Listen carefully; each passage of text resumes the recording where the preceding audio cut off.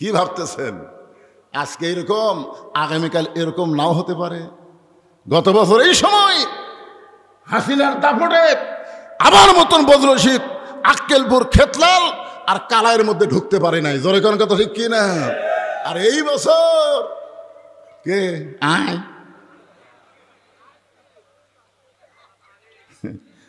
আমি কয়েকদিন আগে থানার পাশে ওয়াজ করে বলছিলাম, পুলিশেরা তোমরা কোথায় আসো? সাইড থেকে পুলিশ কাগজ দিয়ে বলছে, হুজুর আপনার নিরাপত্তা দেওয়ার জন্য আসছি, হুজুর ধরার জন্য না। এখন ধরার কথা ভুলে গেছো? তাহলে এক বছরে যদি বাংলাদেশের অবস্থার পরিবর্তন হয়, 6 মাসে আল্লাহ গোটা পৃথিবীর অবস্থা পরিবর্তন করতে পারে। জোরে কোন কথা ঠিক কি না? তো এখন লাইলাতুল মেরাজে বাইতুল মুকাদ্দাসে আমাদের নবী কিন্তু 2 রাকাত নামাজ পড়াছেন। আমাদের নবী কিন্তু ইমামুল আম্বিয়া, ইমামুল মুরসালিন। আমাদের নবী কিন্তু মুসল্লি না, আমাদের নবী হলো ইমাম। আমাদের নবী কি? ইমাম। 2 রাকাত নামাজ পড়ানোর পরে নবী বললেন, জিবরাইল ভাই, এই যে এতগুলো আমার পাশে নামাজ হলো এরা কারা? জিবরাইল বলতে, হুজুর সমস্ত নবী রাসূল আজকে আপনার পিছনে ইক্তেদা করলো। এই মুহূর্তে আপনার ডিগ্রি হলো ইমামুল আম্বিয়া, ইমামুল মুরসালিন। নবী বললেন, সমস্ত নবী রাসূলকে আমি একটু দেখতে চাই। সঙ্গে সঙ্গে একটা মেম্বার এনে দেওয়া হলো। নবী মেম্বরে দাঁড়ালেন। সমস্ত নবীরা নবীদের দিকে তাকায় আছে, সমস্ত নবীরা আমাদের নবীর দিকে তাকায় আছে। জোরে কোন সুবহানাল্লাহ। আর আমাদের নবী সমস্ত নবীর দিকে তাকায় আছে। এমন সময় নবী দেখতে পেলেন একটা নবীর চেহারা মলিন, সবগুলোর চেহারা হচ্ছে আলো, কিন্তু একটা নবীর চেহারা মলিন দেখা গেল। মলিন বোঝেন না? মুখটা মলিন। নবী জিবরাইলকে বললেন, ভাই জিবরাইল, সমস্ত নবীর চেহারা আলো আর ওই নবীর মুখটা কালো কেন? তো বলতেছে, তাহলে আপনি তাকে ডাকেন। আল্লাহ নবী তাকে ডাকে বললেন, মায়েস মুখা ইয়া আখি, বলে আপনার নাম কি ভাই? বলতেছে, আমার নাম হলো ঈসা রুহুল্লাহ। তো আপনি ঈসা নবী হয়ে সমস্ত নবীর চেহারায় আলো আর আপনার মুখটা মলিন কেন দেখা গেল? বলতেছে, নবী গো, এরা সবাই জান্নাত থেকে আপনার পিছনে নামাজ পড়তে আসে, এই জন্য এদের চেহারা আলো, কিন্তু আমি ঈসা জান্নাত থেকে আসতে পারি নাই। তো আল্লাহ নবী বলল, কেন? বলে এখন পর্যন্ত আমি মরি নাই, আমি না মরলে জান্নাতে কেমনে যাব? এখান থেকে প্রমাণ হলো জান্নাতে যাইতে গেলে মরা লাগবেই। এখন যেই বলবো জান্নাতে যাইতে গেলে কি চাই, আপনার সবাই এক বাক্যে বলবেন, মরতে চাই। জান্নাতে যাইতে গেলে কি চাই? যাই বলতেছেন না তাইও মরবি না, না যাই বলতেছেন না তাও মরবে, কিন্তু বেসাইজ। আমরা কি বেসাইজে মরবো? এই জন্য সবাই এই হক কথাটা সবাই জবান দিয়ে বলবেন, জান্নাতে যাইতে গেলে কি চাই? আরো জোরে জোরসে বলুন। আচ্ছা আপনার বলেন তো, এই জায়গার যদি কোনো হিন্দু ভারতীয় এজেন্ট থাকে আর যদি মোবাইল করে বলে যে বলছি একটা মাহফিল আইছে, সমস্ত মুসলমান মরার মিছিল করতেছে, মরতে চায় মিছিল করতেছে, এরা কোনোদিন আর বাংলাদেশ আক্রমণ করতে আসবে না, কারণ মরার জন্য যারা রেডি হয়ে আছে তাদের সঙ্গে কেউ যুদ্ধ লাগলে পারবে না। জোরে কোন কথা ঠিক কিনা? কারণ মরার জন্য রেডি। এই মরার জন্য রেডি ছিল আবু সাইদ। 2000 ছাত্র জনতা জীবন দেওয়ার কারণে ফ্যাসিস্ট হাসিনাকে পলাতে বাধ্য হওয়া লাগলো। জোরে কোন কথা ঠিক কিনা? কথা বলেন। হ্যাঁ, এখন আল্লাহ বলতেছেন, মরাই যখন যাবে, লা তামুতুন্না, ততক্ষণ পর্যন্ত মৃত্যুবরণ করো না, ইল্লা ওয়া আনতুম মুসলিমুন, যতক্ষণ তোমরা মুসলমান না হবে। এখন মুসলমান শব্দের অর্থ কি এটা আমাদের ভালোভাবে জানা লাগবে। আমাদের জাতির পিতা হযরত ইব্রাহিম আমাদের নাম রাখছে কি? শেখ মুজিবুর। এখানে জাতির পিতা ইব্রাহিম, মিল্লাতা আবিকুম ইব্রাহিম ওয়া সাম্মাকুমুল মুসলিমিন। আমাদের মুসলমান নাম রাখছে কে? আমাদের জাতির পিতা ইব্রাহিম। এটা কি আমি মুখ টানা কথা বলতেছি না, আল্লাহর কোরআনের কথা। তো কোরআনের সাথে কি আপনারা একমত না দ্বিমত? তাহলে হোহা করা লাগবে তো। দেখেন এখানে দেখেন, মিল্লাতা আবিকুম ইব্রাহিম। মিল্লাত মানে তোমাদের জাতি, আবিকুম মানে তোমাদের বাপ ইব্রাহিম। এখন বলেন আমাদের জাতির পিতার নাম কি? আলাইহিস সালাম একটু পরেই কনেনি, এই মুহূর্তে মিছিলের সময় খালি ইব্রাহিমটাই বলেন। আমাদের জাতির পিতার নাম কি? আরো জোরে। তাহলে শেখ মুজিবর ঘোড়ার ডিম, শেখ মুজিবর আরো জোরে। আপনাদের এলাকার ভোটবিহীন স্বপন ওই শেখ হাসিনাকে সর্বপ্রথম সংসদে হজরত বানাচ্ছে। জোরে কোন কি বানাচ্ছে? হজরত। সুবহানাল্লাহ। খুব খেয়াল করবেন, আল্লাহর কোরআনের সাথে আমরা একমত। আমাদের নাম রাখছে মুসলমান। মুসলমান শব্দের অর্থ হলো আত্মসমর্পণ করা পুরাপুরি ভাবে। উদখুলু ফিস-সিলমি কাফা, পুরাপুরি ভাবে আল্লাহর প্রতি আত্মসমর্পণ করার নামই হলো মুসলমান। তাহলে বোঝা গেল ঈমানদার হওয়া যায়। আল্লাহ বলেছেন ইয়া আইয়ুহাল্লাযীনা আমানু। গাড়ির সুরের ভিতরে আবু বকর রাদিয়াল্লাহু কোনো ইবাদত করে নাই। নবী ঘুমায় গেছেন আর নবীর মাথাটা নিজের উরাতকে বালিশ বানিয়ে দিয়েছেন।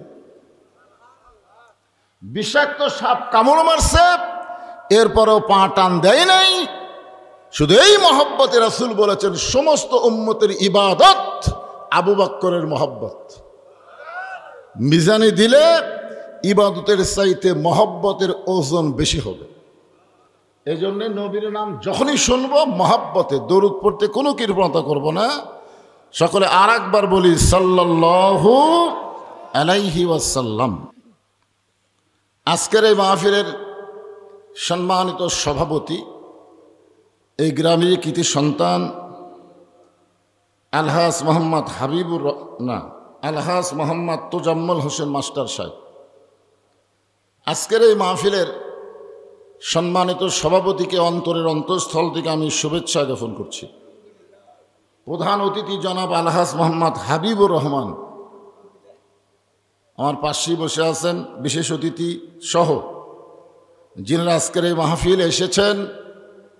আমার সামনে আল্লাহ যিনাদেরকে কবুল করেছেন, বিশ্বাস করেন কোরআনের তাফসিরের মাহফিলে এসে শরীরটা যদি ঘেমে যায়, ওই ঘামওয়ালা শরীরের জন্য যদি আল্লাহ একটা ওসিলা খোঁজে আর সে ওসিলাই যদি আল্লাহ তারে জান্নাত দিয়ে দেয়, শরীর ঘামানো খারাপ না। হ্যাঁ, এই জন্য আজকে খুবই গরম, তাই না? খুব গরম না? আর এমন জায়গায় মাহফিল যেখানে বাতাস ঢোকার কোনো চান্সই নেই।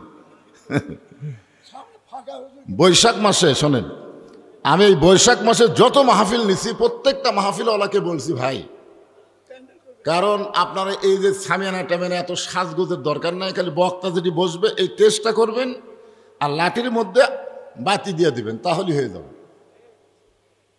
কিছুদিন আগে আমার একটা মাহফিল ছিল মহাদেবপুরে, কেবল বিসমিল্লাহ করে ওয়াজ শুরু করছে আর ধমকা একটা বাতাস আসলো, এক বাতাসে সব প্যাট প্যাট করে ছিঁড়ে গেল। এখন ডেকোরেশন আলা কান্তিছে, কি করবে? যারা ডেকোরেটর ভাড়া দেয় এদেরও তো উচিত বৈশাখ মাসে খেয়াল করা দরকার। তীব্র গরমের ভিতরে শরীরে ঘাম নিয়ে আমার সামনে যারা বসে আছেন, আমি আমার অন্তরের অন্তঃস্থল থেকে আপনাদের সবাইকে শুভেচ্ছা জ্ঞাপন করছি। সম্মানিত মা বোনেরা, পর্দার অন্তরালে বসে বসে যারা আলোচনা শুনতেছেন তাদেরকে শ্রদ্ধা জ্ঞাপন করে অনেক বছর পরে এখানে একবার দাওয়াত নিয়েও আসা যায়নি, ঠিক না? মাহফিলের ঠিক একদিন আগে আমাকে বলতে যে হুজুর দিল না মানে আপনি থাকলে হবে না, অন্য বক্তা থাকলে চলবে কিন্তু আমাকে চলবে না। তো যাই হোক, খুব চেষ্টা করছে, চেয়ারম্যানও বলতেছে। তা আজকে আপনাদের সাথে আমার দেখা হলো, এই মুহূর্তে কুশল বিনিময়ে জানতে চাই আপনারা সকলে কেমন আছেন? আলহামদুলিল্লাহ রব্বিল আলামিন। যে আল্লাহ শারীরিক সুস্থতা, মানসিক প্রশান্তি, সুবহানাল্লাহ বলেন, সহকার আজকের এই জান্নাতের বাগানে কবুল করলেন, আমরা সে আল্লাহর উপরে খুশি না বেজার? তাহলে জবান খুলে সমস্বরে সকলে বলবো রব্বানা লাকাল হামদ হামদান কাসীরান তাইয়িবান মুবারাকান ফীহি। আমরা আল্লাহর প্রশংসা করলাম। আমরা একটা আল্লাহ পাইছি। গতকাল ভারত থেকে একটা মুসলমান মেয়ে বলতেছে তারা মালদহ পালায় আছে, মুর্শিদাবাদে তার বাড়ি, কিন্তু হিন্দুদের চরম অত্যাচারে তারা বাড়িঘর সব কিছু বাদ দিয়ে মালদহ আইছে, মালদহ আইছে। তো একজন সাংবাদিক জিজ্ঞাসা করতেছে খবর কি? বলে এই মুহূর্তে আল্লাহ আমাকে দেখতেছে না। ভারতে পর্যন্ত কয়েকশো মসজিদ মাদ্রাসা ওরা ভাঙ্গে দিল। মসজিদ কার ঘর? মাদ্রাসা কার ঘর? নবীর ঘর। দেখেন সব ভাঙ্গাচুরা দিচ্ছে, আল্লাহ কিছুই করতেছে না। করবে তাই না? মানে আমাদের একটা বিশ্বাস হয়ে গেছে, 41 সালের আগে যে নাম্বার চাইনি, এমন সময় বলেছিল অহংকার করে দেশ আমার বাবার। আল্লাহ ধরে না, ধরলে কিন্তু ছাড়ে না। এটা আমরা দেখছি। আজকে ফেসবুকে দেখলাম ইসরায়েলের ইহুদি 412 জন সৈন্য মারা গেছে। হ্যাঁ, ইসরায়েলের। চিন্তা করেন যে মুসলমানের ইমানটা যদি মজবুত থাকে, ইমানটা যে ইমানের উপরে আমার আগে ওয়াজ করলো, ইমানটা যদি মজবুত থাকে, নানা ধরনের পরীক্ষা মুসলমানের উপরই হয়। ঠিক কিনা বলেন? আমি যে আজকে আয়াতে কারিমা তেলাওয়াত করলাম, এইটাই আজকে আমার বিষয়। আল্লাহ বলতেছেন ইজা মানে যখন, আসাবাতুহুম মুসিবা, তোমাদের উপরে বিপদ আপদ মুসিবত আসবে, কলু তখন তোমরা বলবে ইন্না লিল্লাহি ওয়া ইন্না ইলাইহি রাজিউন। আমরা কখন বলি? আমরা বলি মানুষ যখন মারা যায়, মরার খবর শুনে আমরা বলি। অথচ এই আয়াতের মধ্যে মরার কোনো কথাই নেই। এই আয়াতের মধ্যে তো স্পষ্ট বুঝতে পারলেন ইজা মানে কি? যখন আসাবাতুহুম মুসিবা, তোমাদের উপরে বিপদ আপদ মুসিবত আসবে, তখন তোমরা বলবে ইন্না লিল্লাহি ওয়া ইন্না ইলাইহি রাজিউন। আপনার বলেন তো যে ইন্না লিল্লাহি ওয়া ইন্না ইলাইহি রাজিউনের বাংলা অর্থ কি? এর একটা বাংলা অর্থ নাই? আছে কিন্তু। আমি একটা গান গাই, দেখি তো বুঝবার পারেন কিনা। কোন বনের পাখি তুমি আইলা রে কোন বনে, আবার কোন বনেতে যাইতে হবে পড়ছে নাকি মনে, মিশে মায়াই বন্দি থাইকা করলাম কত খেলা, পশ্চিমে তাকায়া দেখো তোমার ডুইবা গেছে বেলা। সবাই কি যাইতে হবে? ঠিক কেন বলেন?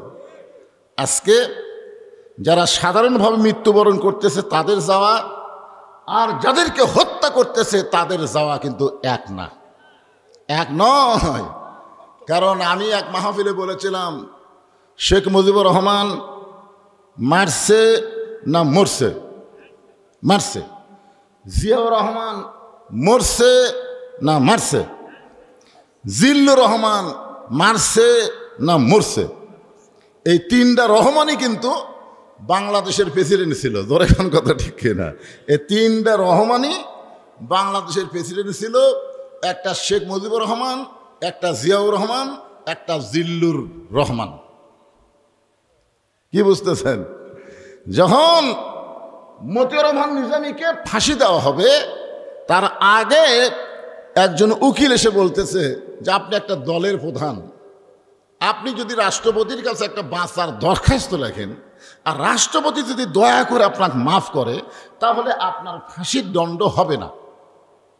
তা আপনি এখন কি করবেন? রাষ্ট্রপতির কাছে কি দরখাস্ত লিখবেন? না না না, ওনাকে উকিল বলতেছেন। উনি তখন মুচকি মুচকি হাসতেছে আর বলতেছে, উকিল তুমি এমন একটা কথা বললা যেই কথাটা পালন করা হলো শিরক, বেঈমানি। শিরক এবং বেঈমানি। কারণ মানুষ কোনো কিছু চাবে কেবলমাত্র কার কাছে? দরকার হলে ফাঁসির দড়ি গলায় নেব, কিন্তু রাষ্ট্রপতির কাছে বাঁচার দরখাস্ত লিখব না। তখন উকিল বলল এই গোয়ারকির কারণেই আপনার ফাঁসি হবে। তখন নিজামী সাহেব বললেন আমার ফাঁসি হবে, কিন্তু আমার মৃত্যু হবে না। আচ্ছা, এই কথাটা কেমন বলেন তো? আজকে ভারতে যাদেরকে হত্যা করতেছে, ফিলিস্তিনে যাদেরকে হত্যা করতেছে, আল্লাহ বলেছেন তাদেরকে মৃত্যু বলো না। ইসরায়েলের ইহুদিরা মরতেছে, ভারতের হিন্দুরা মরতেছে, কিন্তু আল্লাহ রাস্তায় মুসলমানদেরকে যাদের মারতেছে তারা মরতেছে না, বরং তারা চির অমর হয়ে যাচ্ছে। আপনার বলেন তো এই কথা কি আমার না আল্লাহর? হ্যাঁ, তাহলে এখন আয়াতের দিকে খেয়াল করে খুব মনোযোগ সহকারে শোনা লাগবে। আপনাদের কাছে আমার প্রশ্ন হলো, আচ্ছা মানুষ মরলে আমরা কেন ইন্নালিল্লাহ পড়ি? আপনারা কি জানেন? না জানলে বলবেন জানি না। আমি বড় বড় হুজুরক বলছি, বড় বড় হুজুর, আমি তো আর কি হুজুর, আমাকে যারা পড়াছে সেই হুজুরদের বলছে, হুজুর আচ্ছা এই যে মানুষ মরলে আমরা ইন্নালিল্লাহ কই, কেন কই? তো হুজুরা বলতেছে আগে থেকে হয়ে আসতেছে। আগেকার হুজুরা কছে, আমরাও বলতেছি, পরের হুজুরাও কবে, সাধারণ মানুষও কবে। এই তো আমি চিন্তা করে দেখলাম এখানে তো মরার কোনো কথা নাই, তাহলে মরার পরে আমরা ইন্নালিল্লাহ পড়ি কেন? একজন মস্ত বড় পয়গম্বর, নাম হলো মুসা কালিমুল্লাহ, নাম শুনছেন তো? উনি মাঝে মধ্যে তুর পর্বতে যেতেন। একদিন তুর পর্বতে গিয়ে দাঁড়িয়ে আছেন, আল্লাহ বলতেছে মুসা কি খবর?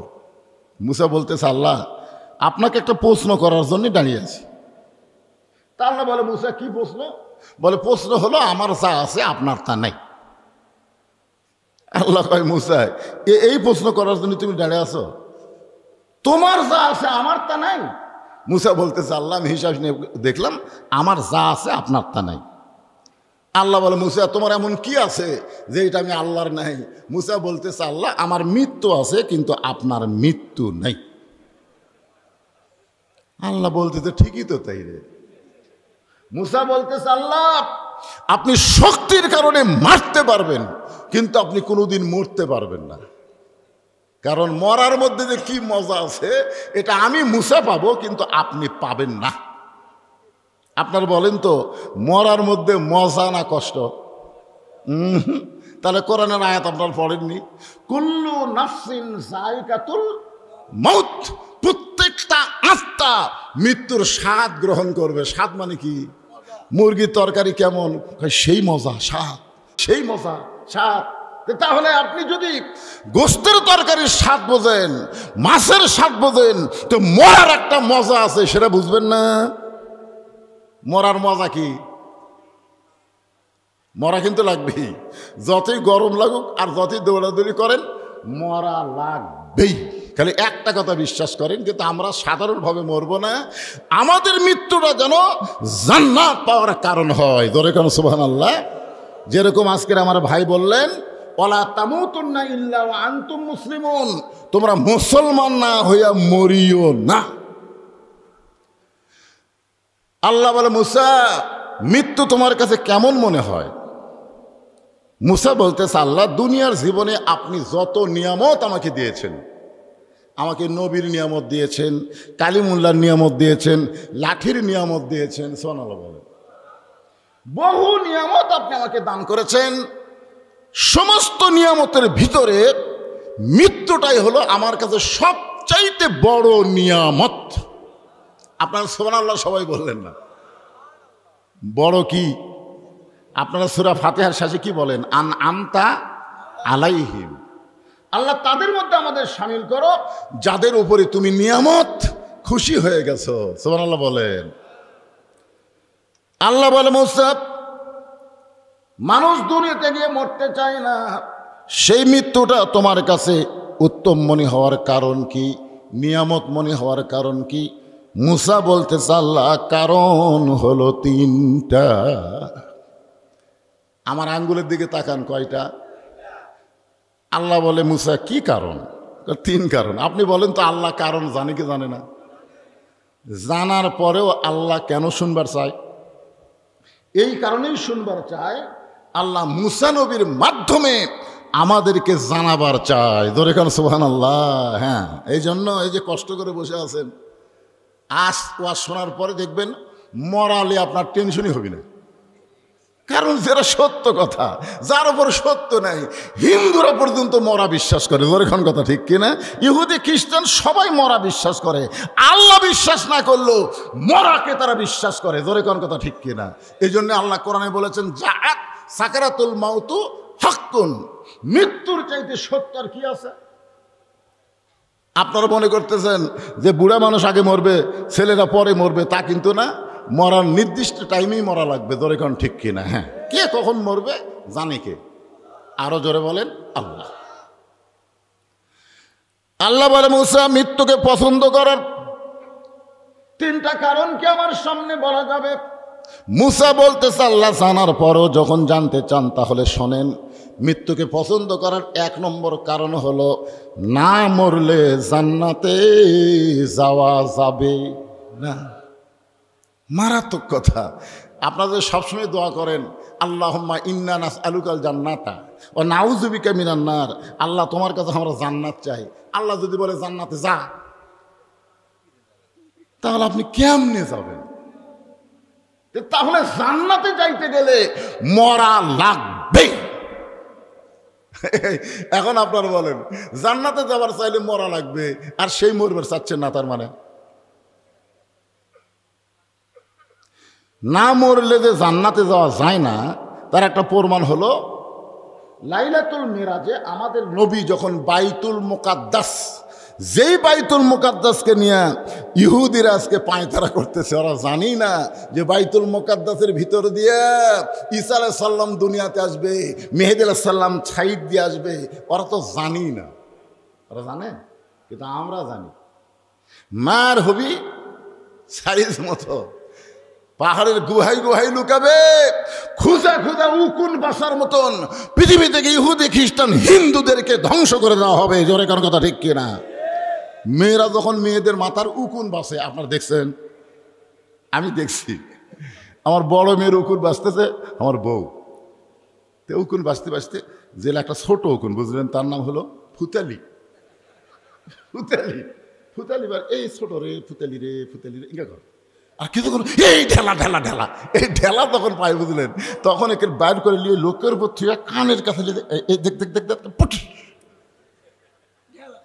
এই উকুন বাসার মতন বাসা বাসা প্রত্যেকটা ইহুদি খ্রিস্টান হিন্দুদেরকে শেষ করে দেওয়া হবে, জোরে কোন কথা ঠিক কিনা? একজনও থাকবে না দুনিয়ায়, একজনও থাকবে না। যারা আমাকে বিশ্বাস স্থাপন করেছো, আত্তাকুল্লাহ, বিশ্বাস স্থাপন করার পরে ভয় করতে হবে কাকে? আরো জোরে বলেন। ভয়টা এমনি এমনি হবে? আল্লাহকে ভয় করতে গেলে মানুষের আইন দেওয়া সম্ভব না, আল্লাহর কোরআনের আইন লাগবে। একটু মনোযোগ দিয়ে শোনেন, যে মানুষটা ছিল পৃথিবীর সবচাইতে বড় মাস্তান, এই পৃথিবীর সবচাইতে বড় মাস্তান, যিনি নাঙ্গা তরবারি হাতে নিয়ে আল্লাহ নবীকে হত্যা করার জন্য রওনা দিয়েছিল, আবু জেহেল কিন্তু নবীকে মারবার চাইছে, কিন্তু সরাসরি মারার সাহস আবু জেহেল কোনোদিনও করেনি। কিন্তু মোর সরাসরি নবীকে মারার জন্য অস্ত্র নিয়ে প্রকাশ্যে রাস্তা দিয়ে যাচ্ছে। জিজ্ঞাসা করা হলো তুমি এই অস্ত্র নিয়ে কোথায় যাও? বলে বাপদাদা ধর্মে চুনকালি দিয়ে আবদুল্লাহর বেটা নাকি নতুন ইসলাম প্রচার করতেছে, তাকে না মারা পর্যন্ত আমার কলিজার শান্তি নাই। যে লোকটার সাথে দেখা হয়েছে তার নাম হলো লাবিদ। তো লবিদ বলতেছে ওমর আগে ঘর সামলাও।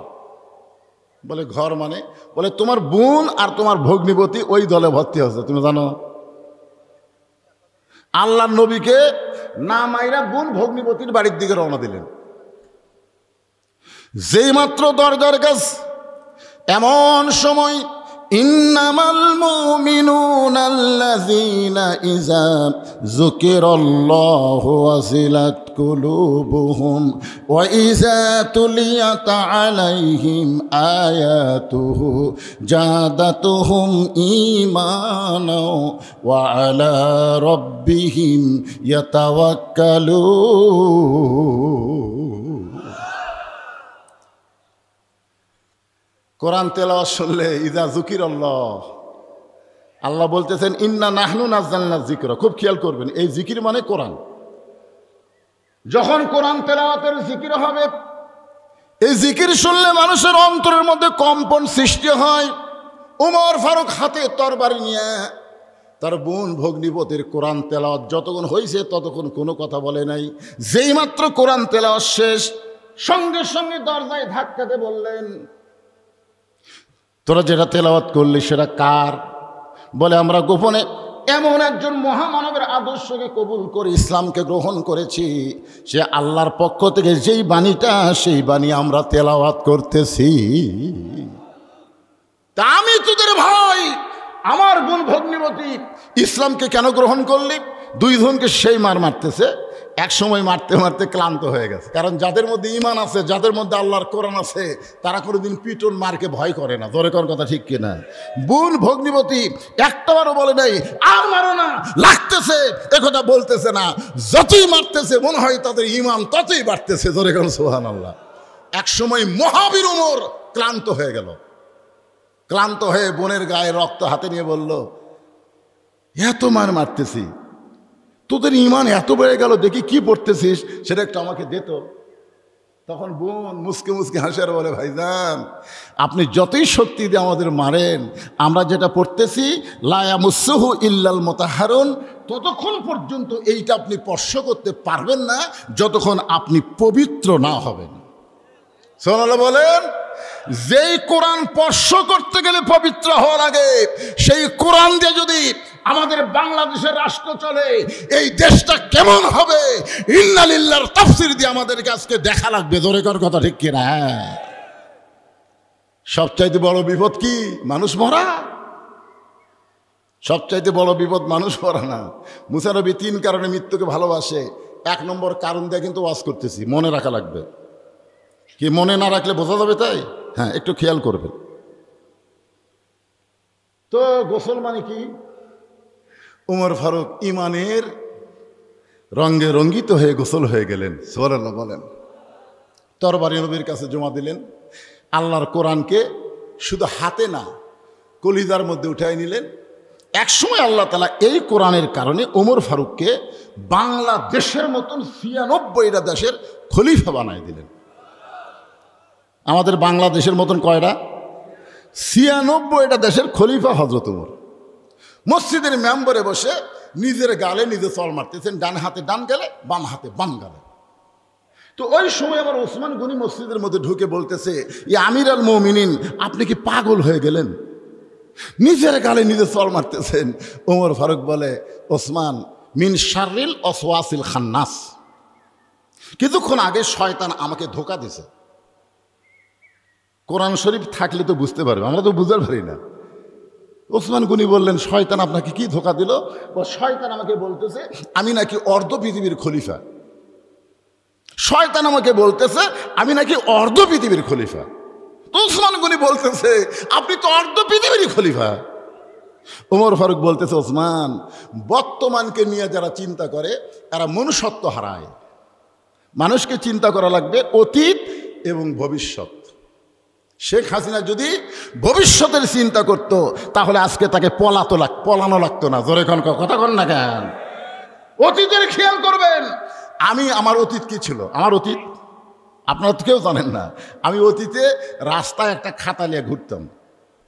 কোনো টুপিওয়ালা দাড়িওয়ালা মানুষকে দেখলি বললাম, কে ভাই আপনাদের গ্রামের কি মাহফিল হসে? তো বলছে না এখনো হয়নি। আমাকে দাওয়াত দেবেন, আমি ওয়াজ করতে পারি।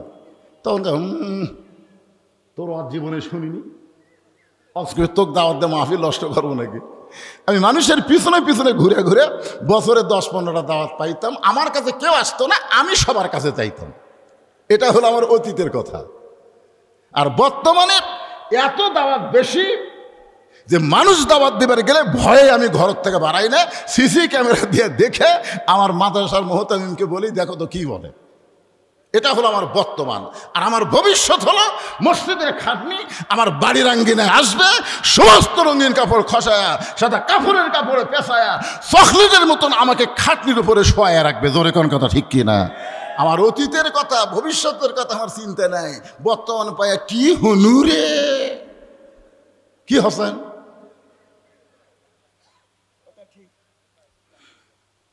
ওসমান গনি বলে, আমির আল মুমিনিন, তাহলে আপনার অতীতের খবর কি? উমর ফারুক বললেন, অতীতে আমি খালার বাড়িতে রাখালি করতাম, বিকেলবেলা যখন ছাগলগুলো ফেরত আনতাম, খালা বলতো, ওমর কয়টা ছাগল নিয়ে গেলে, কয়টা ফেরত আনলাম? আমি ছাগল গুনে গুনে দিকে 2-4টা কম পড়ে গেছে।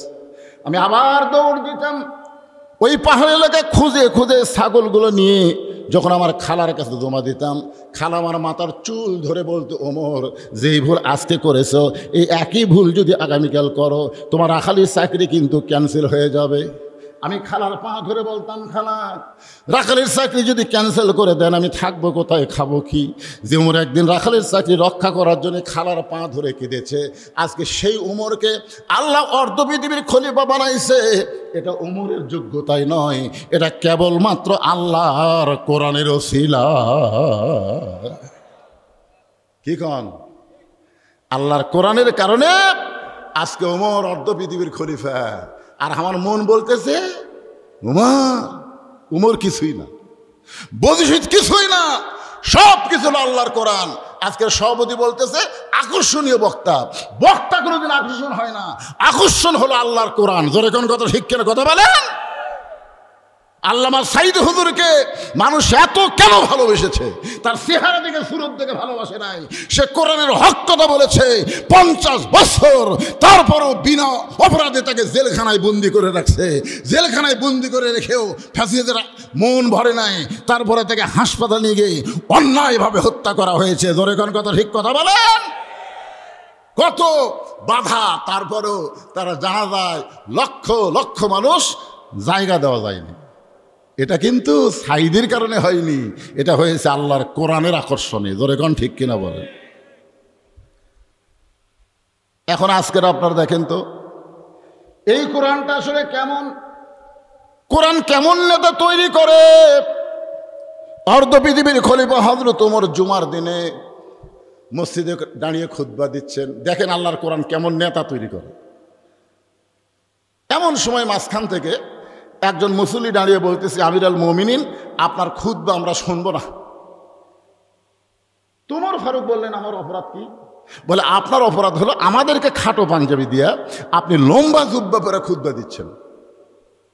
আমাদেরকে আপনি খাটো দিবেন আর নিজে লম্বা জুব্বা পরবেন। যতক্ষণ পর্যন্ত লম্বা জুব্বার কাহিনী না বলবেন, ততক্ষণ আপনার খুতবা আমরা শুনবো না। এ কথা শোনার পরে উমরের মুখ দিয়ে মুচকি মুচকি হাসি আসতেছে। হাসি আসার কারণ হলো, আল্লাহর কোরআনটা যখন রাষ্ট্র চলবে, নেতা যদি ভুল করে সাধারণ মানুষ পর্যন্ত লোকমা দেওয়ার সাহস পাবে। আর মানুষের আইনটা যখন রাষ্ট্র চলবে, এমপি মঞ্চে যদি যা ইচ্ছা বলে, সাধারণ একটা মানুষ কালাই বলেছিল যে আমরা বক্তার ওয়াজ শুনতে এসেছি, আপনার ভাষণ শুনতে আসি নাই, সঙ্গে সঙ্গে তাকে গ্রেফতার করে তাকে এমন নির্যাতন করেছে। এটা হলো মানুষের আইন। জোরে কোন কথা, ঠিক কিনা? আপনাকে রে এই কানায় এই অবস্থা হয়েছে। আমি একদিন স্বপনকে বললাম, কে রে ভাই, প্রত্যেকটা মাহফিলে আপনি প্রধান অতিথি, কিন্তু আপনাকে দেখা যায় না কেন? তখন বলে, হুজুর জনগণ ভোট দেয়নি তো, গেলে শরম লাগে। যখন কথা বলি সব নিচের দিকে তাকা থাকে, আমার দিকে তাকায় না, কারণ 2-4টা চামচা আমার দিকে তাকা থাকে। চামচা বোঝেন না? আমার নেতার চরিত্র ফুলের মতন পবিত্র, নামাজ পড়ে না একক। তো উমর ফারুকের চোখ দিয়ে পানি পড়তেছে, মুখটা মুচকে মুচকে হাসতেছে। এমন সময় আব্দুল্লাহ ইবনে ওমর 30 পারা কোরআনের হাফেজ, 6 লক্ষ হাদিসের হাফেজ। জোরে কোন সুবহানাল্লাহ। বাবার পাশে দাঁড়ায় বলতেছে, আমার বাবার উকিল কেউ নাই রে। আজকে আমার বাবাকে একজন সাহাবী আসামি করছে, কিন্তু উকিল কেউ নাই। এই জন্য হযরত আব্দুল্লাহ ইবনে ওমর বাবার পাশে দাঁড়ায় বলতেছে, রে নবীর সাহাবীরা, তোমরা খাটো পাঞ্জাবি হলেও তো নতুন পোশাক পরে নামাজ পড়তে আইছো, কিন্তু আমার পরনে তাকায় দেখো, আমার পরনে নতুন কোনো কাপড় নাই। ওসমান গনি বলে, আব্দুল্লাহ, সবাই নতুন কাপড় পরছে, আর তুমি পুরাতন কেন পরছো? বলে, আমি যদি নতুন কাপড় পরতাম তাহলে আমার বাবার জুব্বা আজকে লম্বা হতো না। তোমরা যখন আমার বাবাকে খেলাফতের দায়িত্ব দিয়েছ আল্লাহর পক্ষ থেকে যখন হয়েছে, তোমরা হয়তো জানো না, কিন্তু আমি জানি। একদিন গভীর রাত্রে আমার মা দরজার কাছে দাঁড়িয়ে আছে। আমি আব্দুল্লাহ মাকে গিয়ে বললাম, মা এত রাত্রে দরজাত কেন দাঁড়িয়ে আছেন? মা ছোট বাচ্চার মতন কাঁদতেছে। আমি বললাম, মা কি দুঃখে আপনি এমন করে কাঁদেন? বলতেছে, আব্দুল্লাহ রে, তুই জানিস না, বাড়ির মধ্যে থাকার পরেও তুই জানিস না, তোর বাবা যেদিন থেকে মদিনার খলিফা হয়েছে সেদিন থেকে মদিনার মানুষ কেমনে আছে এটা দেখার জন্য চোরের মতো সারা রাত ঘুরে বেড়া, চোরের মতন সারা রাত পুলিশ লিয়া, চৌকিদার লিয়া, বডিগার্ড লিয়া। এখন একটা এমপি আসলে দেখবেন সামনে পুলিশের গাড়ি, পিছনে পুলিশের গাড়ি, মনে হয় পুলিশ এমপির চামচা আছে। আর বাংলাদেশের মতন 96 দেশের খলিফা একা একা ঘুরতেছে, একা একা মরুভূমির মধ্যে তাঁবু টাঙ্গানো, গভীর রাত্রে ওই তাঁবুর ভিতর থেকে 2টা ছোট বাচ্চা কাঁদতেছে, মা আমাদের ক্ষুধা লাগছে, ক্ষুধা লাগছে। আর মা বলতেছে, গোস্ত সিদ্ধ হলেই তোমাদের খাবার দেব, গোস্ত সিদ্ধ হলেই তোমাদের খাবার দেব। উমর ফারুক চিন্তায় পড়ে গেলেন, দুম্বার গোস্ত হলে বড় জোর 8 ঘন্টা লাগবে, উটের গোস্ত হলে 1 ঘন্টা লাগবে। এত গভীর রাত হয়ে গেল, এখনো পর্যন্ত গোস্ত সিদ্ধ হয় না, এটা কেমন মা? তাবুর নিকটে গিয়ে লোকমাতে বললেন, মা তোমার অন্তরে কি কোনো দয়া নাই? তোমার 2টা বাচ্চা ক্ষুধার জ্বালায় কান্দে, আর এখনো পর্যন্ত তোমার গোস্ত সিদ্ধ হয় না। মেয়েটা বলে, পথিক, আমার বাড়ি হলো ইয়ামিন দেশে। আমি শুনেছি মদিনার খলিফা উমর অত্যন্ত ভালো মানুষ। আমার 2টা এতিম বাচ্চাকে নিয়ে আমি উমরের দরবারে বিকালবেলা ঢুকতে চাইছিলাম, কিন্তু এত মানুষের ভিড়, আমি বিকালবেলা ওমরের দরবারে ঢুকতে পারি নাই। নিয়ত করেছি আগামীকাল সকালবেলায় যাব। আমার 2টা বাচ্চার জন্য তাঁবু টাঙ্গায় অস্থায়ী ঘর বানায় 2টা বাচ্চাকে বুকের মধ্যে নিয়ে আমি ঘুমাবার চাই, কিন্তু এদের পেটে এত খিদা, এরা 2টা বাচ্চা না ঘুমায় খালি মা মা বলে কান্দে। আমি শুধু এদের সান্ত্বনা দেওয়ার জন্যে, শুধুমাত্র সান্ত্বনা দেওয়ার জন্যে পাতিলের মধ্যে পানি আর পাথর দিয়া নিচে আগুন জ্বালায় বলতেছি, বাবা গোস্ত সিদ্ধ হলেই তোমাদের খাবার দেব। আমার বারবার সিদ্ধ হওয়ার কথা শুনতে শুনতে আমার 2টা বাচ্চা যদি ঘুমায়া যায়, সকালবেলা ওদেরকে নিয়ে ওমরের দরবারে যাব। কিন্তু আমার 2টা বাচ্চার পেটে এত খিদা লাগছে রে পথিক, আমার মনে হয় সকাল পর্যন্ত আমার সন্তান 2টা আর বাঁচবে না। উমর ফারুক বললেন, মা তুমি একটু ধৈর্য ধরো, তুমি আর এই অভিনয় না করে তোমার 2টা সন্তানকে বুকের মধ্যে একটু ধৈর্য ধরো মা। ওমর ফারুক এক দৌড়ে বাইতুল মালের দরজায় ডাক দিল, আসলাম রে দরজা খুলে দে। আসলাম দরজা খোলার সঙ্গে সঙ্গে বলে, দেখো বাইতুল মালের মধ্যে যে বস্তাটা সবচাইতে বড়, ওই বস্তাটা খাবার বস্তা আমার মাথায় উঠাইয়া দে। আসলাম বলতেছে, আমিরুল মুমিনিন, কোথায় বস্তা নিয়ে যাওয়া লাগবে আমারে হুকুম দেন। ওমর ফারুক বলে, আসলাম রে, একজনের পাপের বোঝা আর একজন মাথায় নেয় না, দে আমার মাথায় উঠায় দে। খাদ্যের বস্তা আসলাম যখন উমরের মাথায় উঠায় দেয়, উমর ফারুক বস্তা ধরে যখন জোরে দৌড় মারতেছে, পিছন দিক থেকে আসলাম বলে, আমিরুল মুমিনিন, বস্তা মাথায় নিয়ে আপনি পড়ে গেলে আপনার বড় কষ্ট হবে। উমর কান্দের, আসলাম রে, সময় মতো যদি পৌঁছতে না পারি তাহলে ওমরকে আল্লাহ জাহান্নামের আগুনে পোড়ায় ফেলবে। এক দৌড়ে তাঁবুর কাছে গিয়ে বললেন, মা মারে তাড়াতাড়ি রুটি আর হালুয়া তৈরি করো। মেয়েটা রুটি হালুয়া তৈরি করেছে। ওমর 2টা বাচ্চাকে 2 উরাতের উপরে নিয়ে রুটি হালুয়া যখন মুখের মধ্যে দেয়, 2টা বাচ্চা মুচকি মুচকি হাসে। তাকায় দেখে উমরের চোখ দিয়ে দর দর করে পানি পড়তেছে। 2টা এতিম বাচ্চা উমরের চোখের পানি মুছে দিয়ে বলে, কে গো তুমি? আমরা বহুদিন হলে বাবার দয়া পাই নাই, আজকে তুমি গভীর রাত্রে আমাদের বাবার দয়া দিয়া এমন করে কেন কাঁদতেছ? উমর ফারুক বলে, আল্লাহ এ অধমকে জাহান্নামের আগুন থেকে তুমি বাঁচাইয়া দাও। তারপর ভিতর থেকে মেয়েটা বলে, পথিক রে, ভালো মানুষের গল্প শুনেছি, কিন্তু মানুষ এমন ভালো হয় কোনোদিন কল্পনা করি নাই। আল্লাহর কাছে দোয়া করি, আল্লাহ ওমরকে মদিনার খলিফা না বানায়া তোমারে যদি মদিনার খলিফা বানাই তো মদিনা যেন আল্লাহর জান্নাত হয়ে যেত। আব্দুল্লাহ বলে, সাহাবীরা রে, তোমরা সবাই যখন ঘুমাও আমার বাবা তখন ঘুমায় না। গভীর রাত্রে আমার দরজায় গিয়ে বলে, আব্দুল্লাহ। আমি যেই মাত্র দরজা খুলেছি দেখি বাবার হাতে একটা পাঞ্জাবি।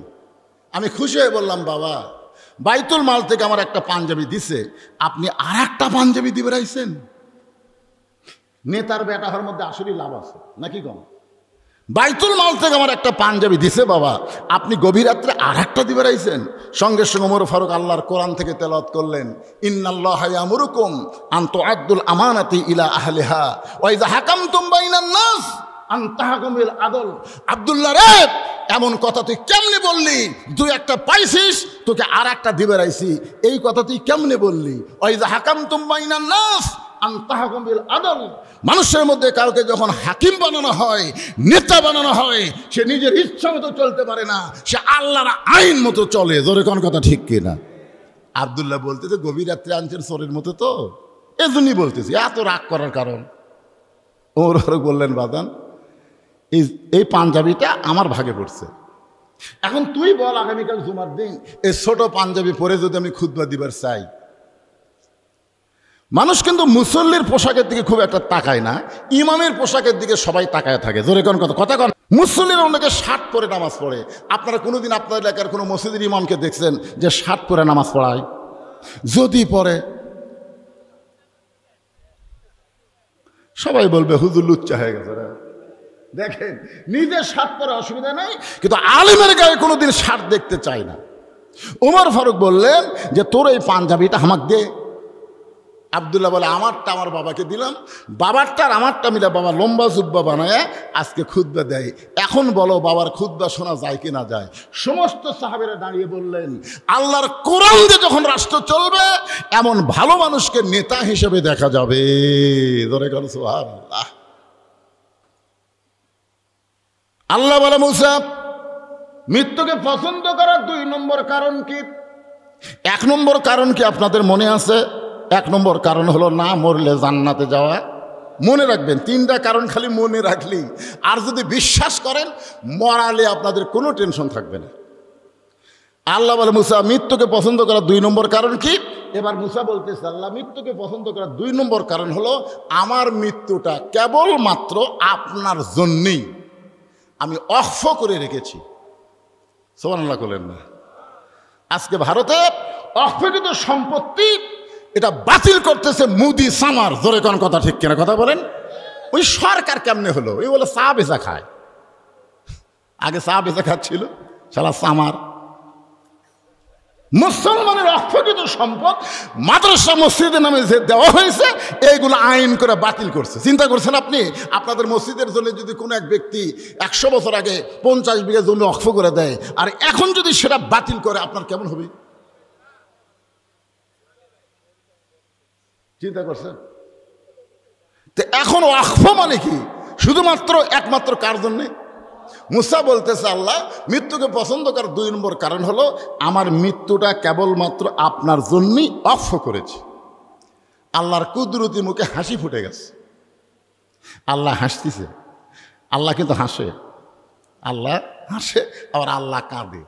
এখন হয়তো বলবেন, হুজুর এটা কেমন কথা? আল্লাহর কি কোনো রূপ আছে? কোরআন শরীফ পড়েন, দেখবেন আল্লাহর মুখ আছে, চোখ আছে, হাত আছে, সব কিছুই আল্লাহর আছে। এই যে আয়াত আছে সূরা মুলকের প্রথমে, দেখেন তো, তাবারাকাল্লাযী বিয়াদিহিল মুলক। গোটা পৃথিবীর রাজত্ব, কর্তৃত্ব, মালিকানা একমাত্র কার হাতে? জোরে বলেন, কার হাতে? সামিউম বাসীর শব্দের অর্থ কি? আল্লাহ দেখে এবং আল্লাহ শোনে। তো কি দিয়ে শোনে? বলা রাখবেন, আল্লাহ কি দিয়ে শোনে? তো কান করবার না, আমরা কি দিয়ে শুনি?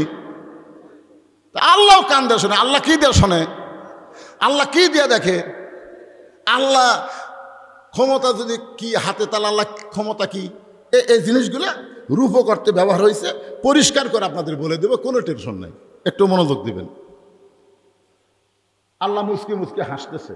মুসা কিন্তু আল্লাহ দেখবার পায়নি, কিন্তু আল্লাহর সাথে কথা বলার কারণে, যখন এই যে স্ক্রিন টাচ মোবাইল ছিল না, তখন কিন্তু বাটন মোবাইল ছিল, ঠিক কিনা বলেন? তা আপনার এক সন্তান যদি ঢাকার থাকে, মোবাইল করতে করতে যদি কান্দে, আপনি কি বুঝতে পারবেন না? পারবেন না? কিন্তু আপনি দেখতে পাচ্ছেন না, কিন্তু মোবাইল কথা বলতে বলতে কানতে আপনি বুঝতে পারবেন। যদি হাসে আপনি বুঝতে পারবেন না। তো মুসা বলতেছে আল্লাহ আপনি হাসেন কেন? আল্লাহ বলতেছে আমার হাসার কারণ হলো তুমি বড় চালাক, তুমি বড় চালাক। আল্লাহ বলে মুসা আমি আবার কেমনে চালাক হইলাম? আল্লাহ বলে মুসা রে, আল্লাহর জন্যে যারা জীবন দিবে, আল্লাহর জন্যে যারা জীবনকে অক্ষ করে রাখবে, আমি আল্লাহ বলতেছি তারা কোনোদিন মরবে না। আপনাদেরকে আজকে একটা জিনিস বোঝানোর জন্য বলতেছি, ইয়াজিদ যখন ক্ষমতার চেয়ারে ছিল তখন একটা গামলাত করে, গামলাই বোঝেন, গামলা আপনার ভালো বোঝেন, গামলাত করে হোসেন রাদিয়াল্লাহর মাথাটা জিয়াদ নামে একজন পাপী ইয়াজিদের দরবারে হাজির করলো। খুব খেয়াল করে শুনবেন, ইয়াজিদের দরবারে হাজির করলো হোসেন রাদিয়াল্লাহর মাথা। দেহ পড়ে আছে কারবালায়, আর মাথা নিয়ে গেছে কুফায়। যেরকম কোথায়? কুফাতে নিয়ে গেছে। তখন ইয়াজিদের হাতে একটা লাঠি ছিল, একটা লাঠি ছিল। ওই লাঠিটা হোসেন রাদিয়াল্লাহর মুখের মধ্যে, খালি মাথা তো আছে, মুখ আছে, ওই মুখের মধ্যে লাঠিটা ঢুকাই দিয়ে বলে হোসাইন খালি জেদ করে সর্বনাশ করলে, খালি জেদ করে সর্বনাশ করলে। আজ তোমার অবস্থা কি? তোমার দেহ আছে কারবালায়, তোমার মাথা আছে কুফায়, আর আমার দিকে তাকা দেখো আমার অবস্থা কি? আমি ক্ষমতার চেয়ারে বসে আছি আর তোমার অস্তিত্ব শেষ হয়ে গেল খালি জেদ করার কারণে। তুমি যদি আমার প্রস্তাব মানে নিতে, আজকে তোমার এই করুণ অবস্থা হতো না। মুখের মধ্যে লাঠি ঢুকায় যখন ইয়াজিদ বারবার বলতেছে হোসাইন তুমি শেষ আর আমি আছি, তুমি শেষ আমি আছি, এ কথা কয়েকবার যখন বলেছে, সমস্ত মুসলমানেরা মাথা নিচু করে বসে আস। কারণ কেউ মাথা তুলতেছে না, কারণ মাথা তুললি তার মাথাও। এমন সময় 80 বছরের একজন সাহাবী, 80 বছরের একজন সাহাবী ইয়াজিদের দরবারে ছিল। সে আর বসে থাকবার পারলো না, সে দাঁড়িয়ে বললেন ইয়াজিদ, ক্ষমতার চেয়ার পাইছো বলে মুখে যা আসে তা বলতে পারো না। তুমি যে হোসেনের মুখে লাঠি ঢুকায় তিরস্কার করতেছো, তুমি কি সেই হোসেনকে চিনো? তুমি যদি হোসেনকে চিনতা তাহলে এই বেয়াদবি করার সাহস তুমি পাইতা না। এখন আপনারা চিন্তা করেন তো, বুড়া মানুষ লাঠির ভর দে কি বসিছে না দাঁড়াছে? আর এখনকার বুড়া মসজিদের যায় সিয়াল্লা বসে। কেন যুবকদের চাইতে বুড়াদের ইমানের পাওয়ার বেশি হবে, কারণ বুড়ারা হলো সত্যের যুগের মানুষ আর যুবকরা হলো ভেজাল যুগের মানুষ। এখানে যারা মুরব্বী আছে আমরা একজনও সিজার করা না, আর বর্তমানে অধিকাংশ বাচ্চারা হলো সিজার করা। ধরে কথা কর না কেন? আপনি জানেন এই অ্যানালগ আর সিজারের মধ্যে তফাৎ কি? একটা সিজার করার বাচ্চা ভালো হবে না, একটা হবে না। যে কয়টা সিজার করা এই মোবাইল ছাড়া ভাত খায় না, মোবাইল ছাড়ার কান্না থামে না। জোরে কোন কথা ঠিক কিনা? হ্যাঁ, অস্থির একটা বুড়ো মানুষ লাঠির ভরদা দাঁড়িয়ে বলতেছে ইয়াজিদ, মুখে যা আসে তা বলতে পারো না। তুমি যার মুখে লাঠি ঢুকে তিরস্কার করতেছো তুমি তাকে চিনো না। আমি একাধারে 10 বছর আল্লাহর নবীর খাদেম ছিলাম। গোলাম ছিল এ কথা বলা যাবে না, গোলাম রসুল নাম রাখা যাবে না। কেউ যদি বলে গোলাম রসুল হারাম, গোলাম রব্বানি রাখা যাবে। আমার কথা দিয়ে খেয়াল করবেন, কি রাখা যাবে? গোলাম রব্বানি, গোলাম রব্বানি, রব্বানির গোলাম। রব্বানি মানে কে? আমাদের রব, রবের গোলাম। গোলাম রসুল রাখা যাবে না, গোলাম রব্বানি রাখা যাবে। তো এখন আমি 10 বছর নবীর কি ছিলাম? খাদেম ছিলাম। খেদমত করার জন্য না, নবীর কোনো খেদমত লাগে নাই।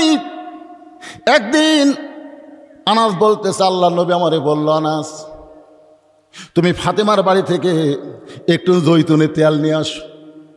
এই বলে আমার একটা গিলাস দিয়ে পাঠিয়ে দিল। আমি আনাস রাস্তার মধ্যে দেখলাম কতগুলো যুবক দাঁড়িয়ে কি যেন করতেছে। আমি এসে দেখলাম যুবকেরা একটা খেলাধুলা করতেছে।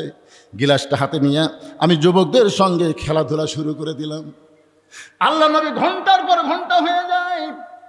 আনাস ফাতেমার বাড়ি থেকে যখন তেল নিয়ে আসতেছে, নবী চিন্তায় পড়ে গেল, ছোট্ট মানুষ না জানি কোথায় গেল। রাসূল রাস্তা নিয়ে দেখতেছে ছেলেদের খেলার মধ্যে আনাস সামিল হয়ে গেছে। আল্লাহ নবী দাঁড়িয়ে দেখতেছেন আর মুস্কি মুস্কি হাসতেছেন। জোরে গান সুবহানাল্লাহ। যেই মাত্র আনাসের চোখ নবীর দিকে, সঙ্গে সঙ্গে আনাস থর থর করে কাঁপতেছে, কারণ তার মনে পড়ে গেল নবী তো আমাকে তেল নেওয়ার জন্য ফাতেমার বাড়িতে পাঠাইস। নবী দৌড়ে গিয়ে আনাসের মাথাটা নিজের বুকের মধ্যে চেপে ধরে বললেন, এই বয়সের বাচ্চারা আর চাইতে আর ভালো কি হবে, ধরে কোন সুবহানাল্লাহ। আনাস বলতেছেন, 10টা বছরে নবীর খেদমত করেছি, কোনোদিন নবী আমাকে বলে না এইটা কেন করছো, এইটা কেন করো নাই। সে আনাস বলতেছে, আমি নবীর ঘরের মধ্যে ছিলাম, নবী তখন নামাজের সেজদায়, যে হোসাইনের মুখে লাঠি ঢুকায় তিরস্কার করতেছ, ওই হোসাইন তখন ছোট্ট বাচ্চা। হঠাৎ ঘরের দরজা খুলে নবীর পিঠের উপরে লাফ দিয়ে উঠে বলতেছে, চল ঘোড়া চল, চল ঘোড়া চল। আমি আনাস দাঁড়িয়ে দেখতেছি নবী নামাজের সেজদায়, কিন্তু হোসাইন নবীর পিঠে চড়ে বলতে, চল ঘোড়া চল, চল ঘোড়া চল। আমি চিন্তা করলাম ছোট্ট মানুষ বুঝতেছে না, এই কারণেই নবীরে ঘোড়া বানাইছে।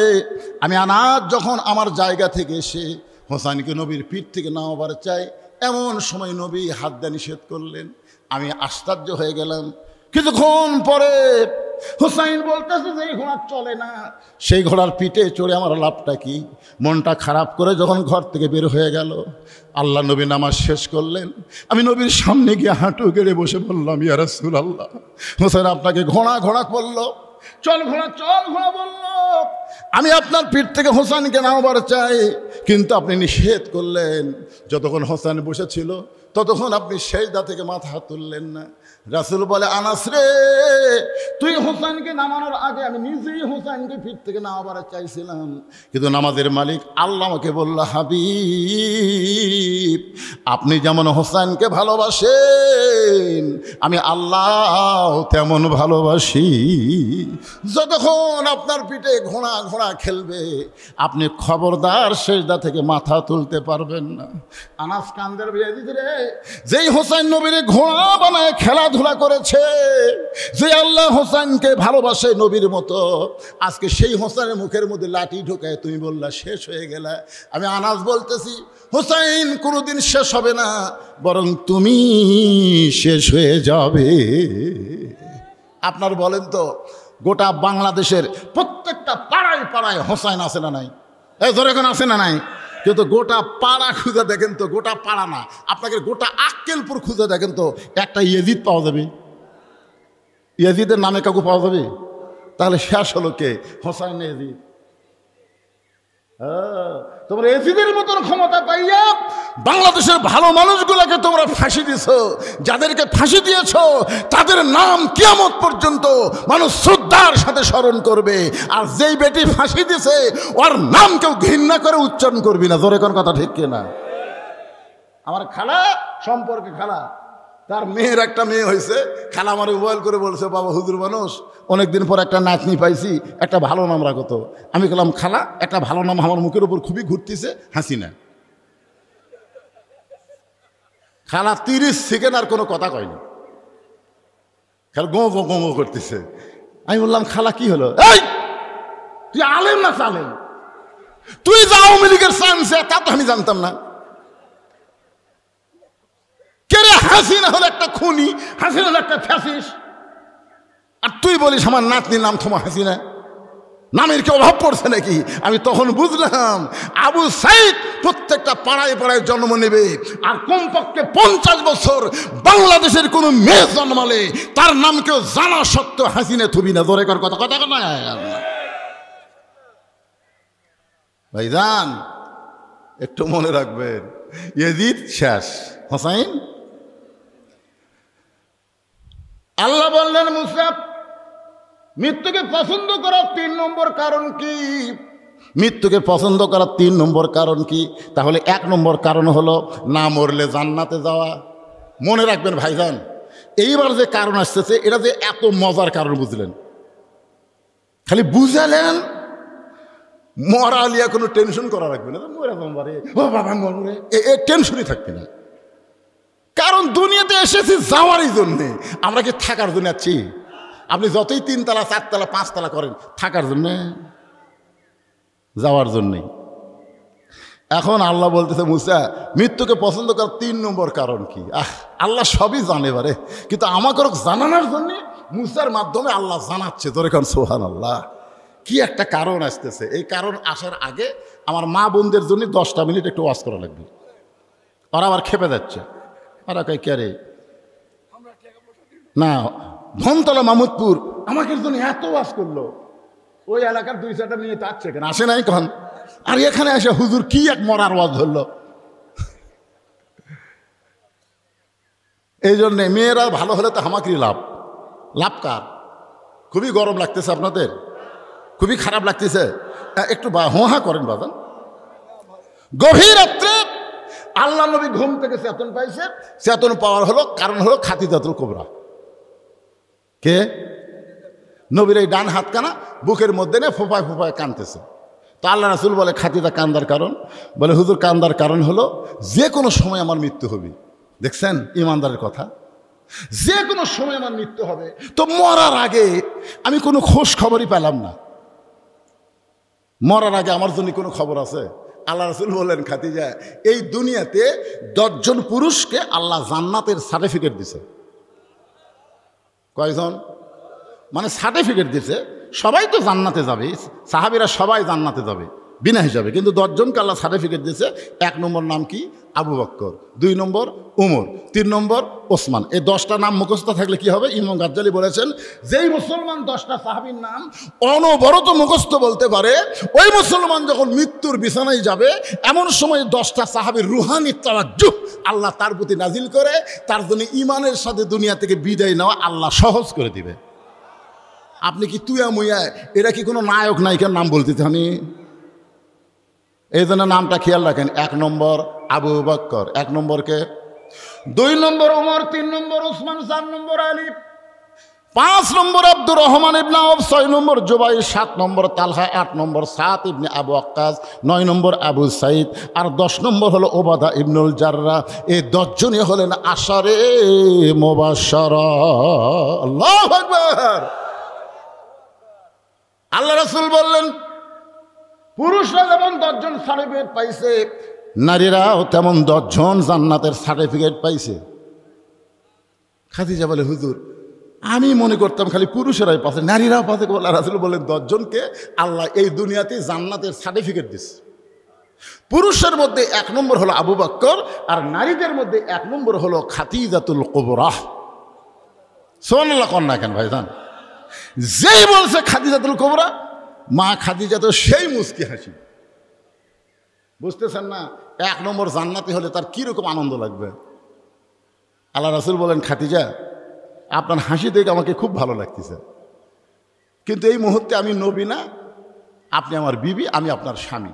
আমি স্বামী হয়ে আপনার কাছে জানতে চাচ্ছি আল্লাহ যখন আপনাকে 1 নম্বর জান্নাতি নারী করছে, তাহলে 2 নম্বর জান্নাতি কে হলে ভালো হয়? মানে এমনি জানতে চাচ্ছি আর কি, স্বামী স্ত্রীর মধ্যে একটা গল্প। তো খাদিজা বলছে তো হুজুর ফাতেমা হলে ভালো হয়। কে হলে ভালো হয়? ফাতেমা হলে ভালো হয়। রাসূল বলেন খাদিজা আল্লাহ আপনাকে 4টা মেয়ে দিছে, জয়নাব, রোকেয়া, কুলসুমা, ফাতেমা। তো অন্য 3টা মেয়ের কথা না বলে আপনি সরাসরি ফাতেমার কথা বললেন। খাদিজা বলতে হুজুর আপনি বাবা, তো আপনি বুঝবেন না, আপনি যে বাবা আপনি বুঝবেন না, আমি মা হইয়া বুঝতে পারি। সুবহানাল্লাহ। মারাত্মক কথা। বাবারা কি বোঝায়? আনন্দে মাতিয়া সাগরে ভাসাইয়া সেই যে চইলা যায় খবর লয় না, মাজন ধরিয়া উদরে কতই কষ্ট করে, 10 মাস পরে পায় প্রসবের বেদনা। খাদিজা বলতে যে হুজুর জয়নাব যখন জন্ম নিল আমার পেটে উঁচা হলো, আমার পেটের মধ্যে ওজন হলো, জন্ম নেওয়ার সময় আমার প্রসব ব্যথা হলো। রোকেয়া যখন জন্ম নিল আমার পেট উঁচু হলো, আমার পেটের ওজন হলো। রোকেয়া জন্ম নেওয়ার সময় আমার প্রসব ব্যথা হলো। এরপরে কুলসুমা যখন জন্ম নিল আমার পেটের ওজন হলো, আমার পেট বড় হলো। কুলসুমা জন্ম নেওয়ার সময় আমার প্রসব ব্যথা হলো।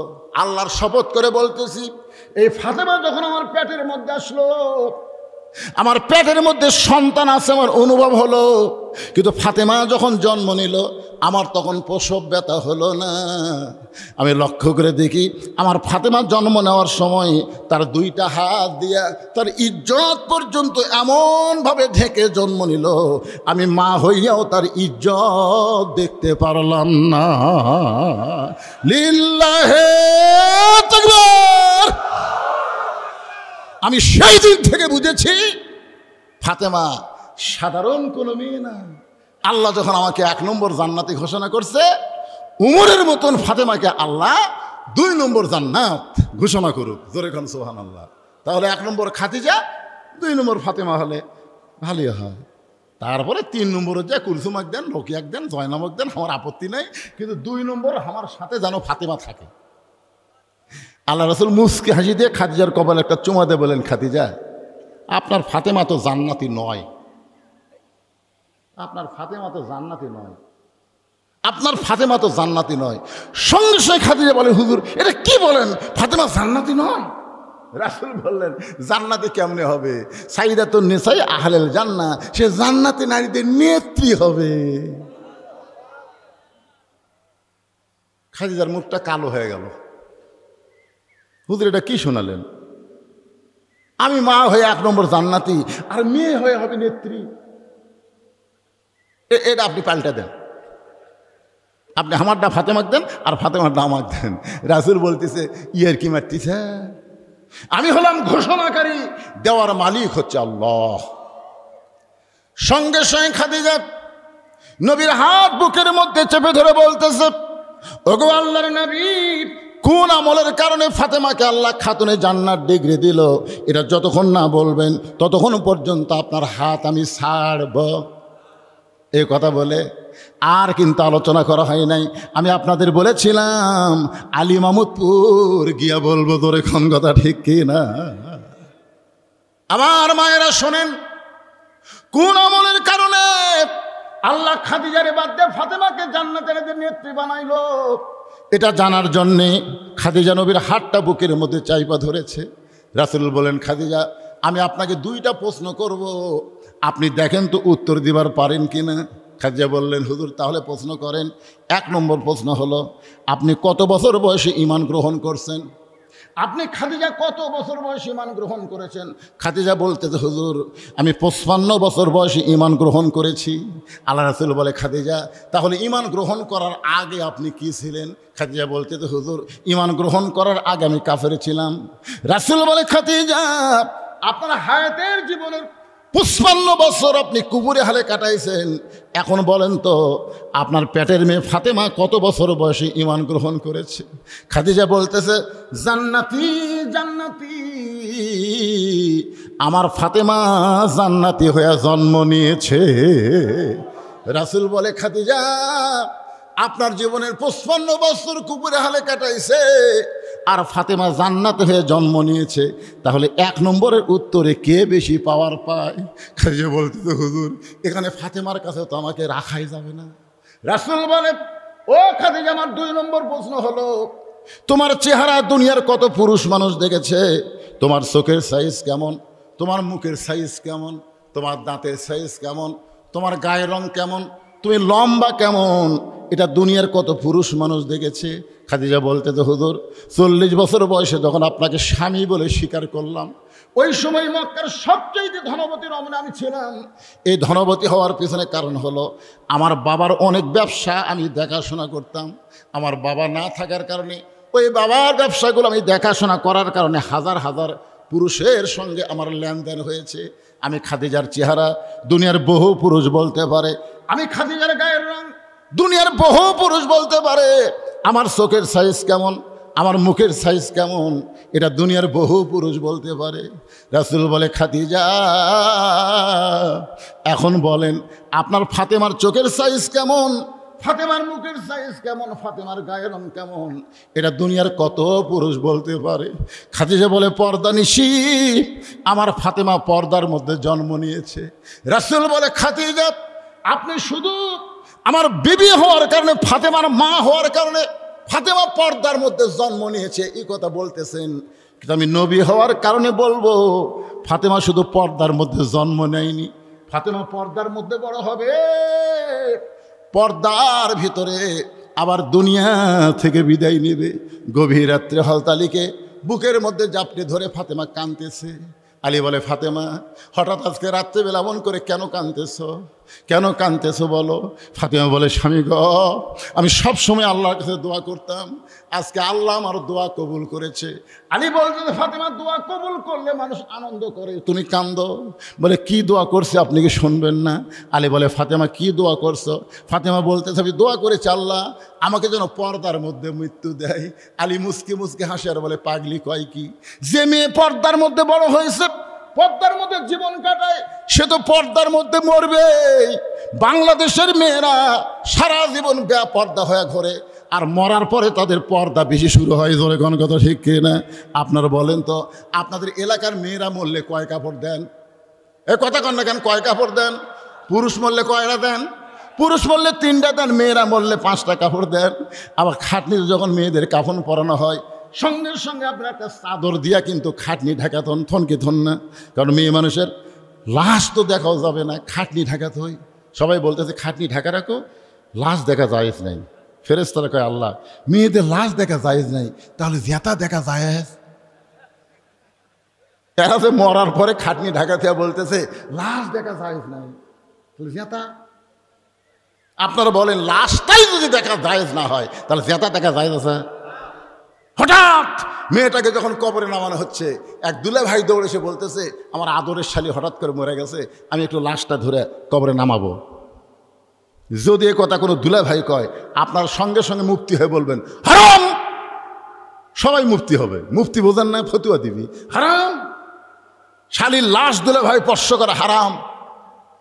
দুলা ভাই সাইডে যা মুচকি মুচকি হাসতেছে। একদিন ওরা হাসিস কেন? বলে, এই শালী যখন জেতা আসছিল, কতদিন আমার হাত ধরে ঘুরিছে, এক শালাও হারাম কয়নি। কতদিন আমার মোটর সাইকেলের পিছনে বসেছে, হাইড্রোলিক ব্রেক করলে শালি ভয় হামাক চাপে ধরছে, একটা লোক হারাম কয়নি। আজ মরে গেল, লাশ ধরা হারাম, তাহলে বাংলাদেশে হারাম কখন হয়? তখন বলতেছে, মরলে হয় রে, মরলে হয়। গোটা পাড়ার লোক দেখেছে, আর মরার পরে লাশটা খাটনিটা পর্যন্ত ঢাকা রাখছে। জোরে কথা কন না কেন ভাইজান? আলী বলতেন, ফাতেমা আল্লাহ তোমার দোয়া কবুল করেছে, তুমি আনন্দ করো, কারণ সারা জীবন পর্দার মধ্যে থেকেছো, আল্লাহ পর্দার মধ্যেই তোমার মৃত্যু দোয়া কবুল করেছে। ফাতেমা বলে, স্বামী গো, এই মৃত্যুটা কবে হবে সেইটাকে আপনি শুনবেন না? আলী মুসকি মুসকি হাসার কপালে চুমাতে বলে, ফাতেমা মরার খবর একমাত্র আল্লাহ ছাড়া দুনিয়ার কেউ জানে না। ফাতেমা বলতেছে, আল্লাহ যদি জানায়। আলী বলতেছে, আল্লাহ যদি জানায় তাহলে জানা যাবে। ফাতেমা বলতেছে, আল্লাহ পাক আমারে জানাইছে আজকে গভীর রাত্রে ফাতেমার মৃত্যু হবে। যে বলছে গভীর রাত্রে ফাতেমার মৃত্যু হবে, গাছের গোড়া কাটলে গাছটা যেমন পড়ে যায় তেমনি পড়ে গেলেন হযরত আলী ঘরের মাঝে।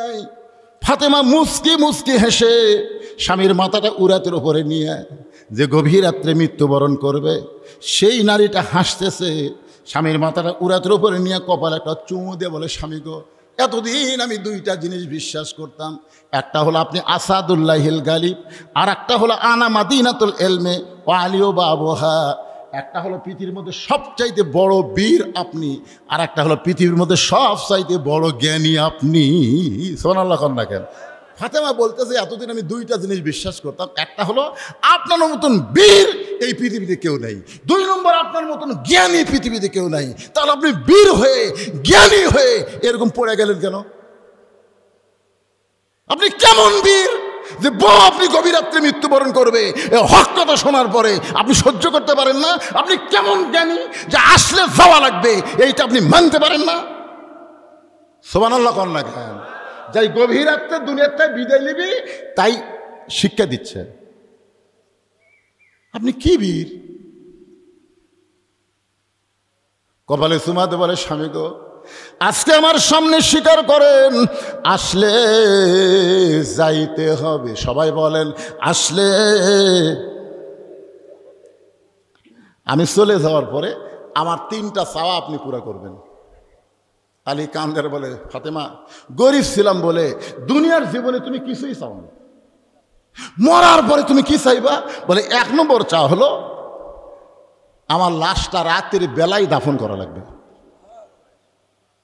আমি রাতের বেলা পর্দায় মৃত্যুবরণ করব, আর দিনের বেলায় আমার দাফন করবেন, এটা চলবে না। আমার 2 নম্বর চা হলো আমার লাশটায় জানাজার জন্য কোনো ব্যবস্থা করবেন না। আলী বলতে কি কয়, তুমি নবীর মেয়ে, তোমার মৃত্যুর খবর শুনলে হাজার হাজার মানুষ তোমার জানাজায় দোয়া করবে। ফাতেমা বুড়ে আঙ্গুল তুলে বলতেছে, আমার লাভ কি? আমার লাভ কি? 1 কোটি মানুষ যদি বলে ফাতেমা ভালো, আর আপনি যদি বলেন আমার বউ ভালো না, 1 কোটি মানুষের দোয়া ফাতেমার কোনো কাজ হবে না। আর দুনিয়ার সমস্ত মানুষ যদি বলে ফাতেমা খারাপ, আর আপনি যদি বলেন আমার বউ ফাতেমা ভালো, এক স্বামীর সার্টিফিকেটে ফাতেমার 8টা জান্নাতের দরজা আল্লাহ খুলে দিল। জোরে কন্যা সুবহানাল্লাহ। তো মরদ মানুষের, অন্য মানুষের জানাজা দিয়ে আমার লাভ কি? আমার জানাজা আমার স্বামী করলেই যথেষ্ট। জোরে কন্যা সুবহানাল্লাহ। আর আমাকে গুলো লব উল্টা কি কর, খালি তুমি আমাকে দেখবার পারো না, খালি তুমি। গোটা পাড়া খুঁজে দেখো, আমার বিরুদ্ধে কেউ নাই। গোটা পাড়ার লোক আপনার বউ ভালো কয়, কিন্তু আপনি কন না, তার মানে কি? আপনার বলেন তো, গোটা পাড়ার লোক যার বউ চিনে সেই স্বামী জান্নাতে যাবে? হক কথাগুলো বলেন তো, বলেন, সবাই বলেন। গোটা পাড়ার লোক যার বউ চিনে সেই স্বামী জান্নাতে যাবে? আর দায়ুসু লা ইয়াদখুলুল জান্নাহ, দায়ুস কোনোদিনও জান্নাত পাবে না। দায়ুস হলো ওই সকল পুরুষ যাদের অধীনে না। দেখেন কি, মেয়ে মানুষের জন্য ওয়াজ শোনা ফরজ না, কিন্তু পর্দা মানা হলো ফরজ। জোরে কথা কন না কেন? ওয়াজ শোনা ফরজ না। একটা মেয়ে যদি সারা জীবন কোনো ওয়াজ না শোনে, তার একটা পাপও হবে না। কিন্তু একদিন যদি পর্দার খেলাপ করে, কোনো মরদ মানুষ যদি তার চেহারা দেখে, ও আর বিপদ হয়ে যাবে। মায়েরা একটু মনোযোগ দিয়ে শোনেন। ধনতলা মাহমুদপুর যারা পারি নাই, সেইটা আলী মাহমুদপুর বলতেছি, একটু মনোযোগ দিয়ে শোনেন, বিরক্ত হয়েন না। কারণ মাগুলো ভালো হলে তো আমাকেই লাভ। ধরে খান কথা ঠিক কিনা? বউ ভালো, তার সমাজ ভালো, তার সংসার ভালো। এখন কতগুলো পুরুষ মানুষ, যুবক মানুষ বউ থেকে চলে গেছে বিদেশে, এর কোকলিয়া খুব বিপদ পড়ে গেছে, বুঝছেন? আমার এলাকায় খুব বিপদ। এখন আপনাদের গ্রামত আছে কিনা সেটা আপনারা ভালো জানেন।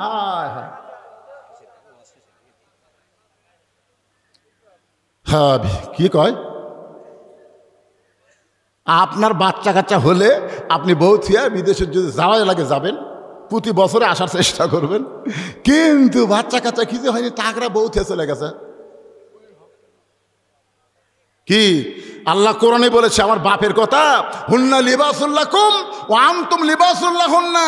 স্বামী হলো বিবির পোশাক, বিবি হলো স্বামীর পোশাক। ধরে কোন সুবহানাল্লাহ। ছোট্টবেলা একটা গান শুনছিলাম, আপনাকে এলাকায় শুনছেন কিনা?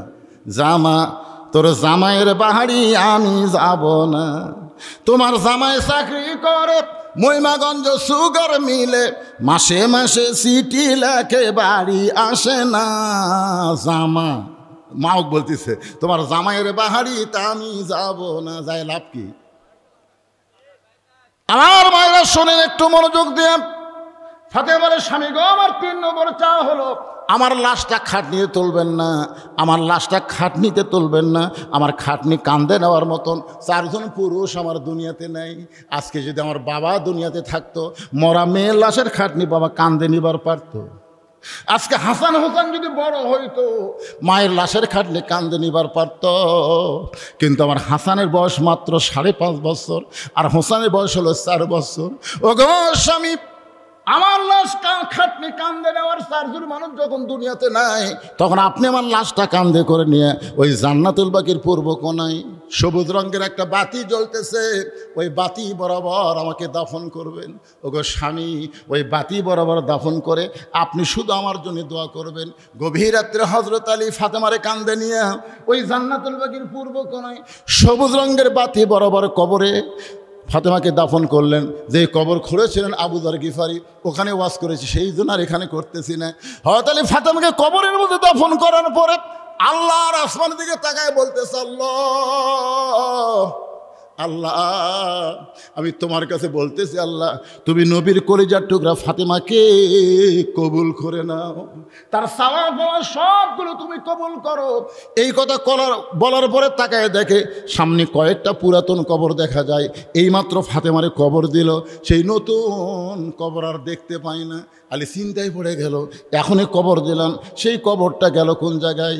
চিৎকার করে গোটা জান্নাতুল বাকি হযরত আলী কবর বলে, ফাতেমার কবর, ফাতেমার কবর। কে যেন বলতে চালি রে, ফাতেমা পর্দা নিশি, আমি আল্লাহ জহুরা ডিগ্রি দিয়া ফাতেমার কবরটাকে কিয়ামত পর্যন্ত পর্দা করে দিয়েছি। আমার মায়েদের জন্য এই আলোচনাটা করার পরে এখন আসলাম 3 নম্বরে। মনে আছে না, ভুলে গেছেন? কি? মৃত্যুকে পছন্দ করার 3 নম্বর কারণ। কি মজার কারণ রে! 1 নম্বর কারণ মনে রাখা লাগবে। 1 নম্বর কারণ হলো না মরলে জান্নাতে যাওয়া। একের মনে রাখবেন, না মরলে কেউ যদি আপনি কয় আপনি জান্নাতে যাবার চান না, চান কি চান না? সবাই তো চান রে ভাই। তাহলে এই জিনিসটা হক কথা বলা লাগবে, না মরলে জান্নাতে যাওয়া। 2 নম্বর হলো আমরা মরব কার জন্যে? নিয়ত করেন। বুখারী শরীফের হাদিস, হাদিসটা কি বলবো?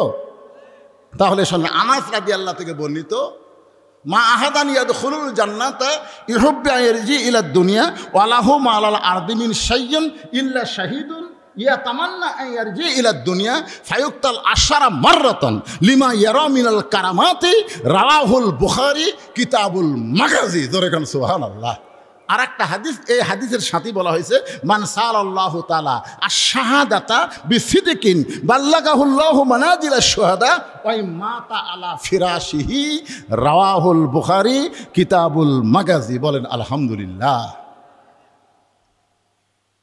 ছোট হাদিসের ব্যাখ্যার আগে শোনেন, কেউ যদি নিয়ত করে যে আমরা শুধু কোরআনের ওয়াজ শুনবো না, এই মনোযোগ দিয়ে শুনবেন, এর কার এই শোনো ওটা বসা।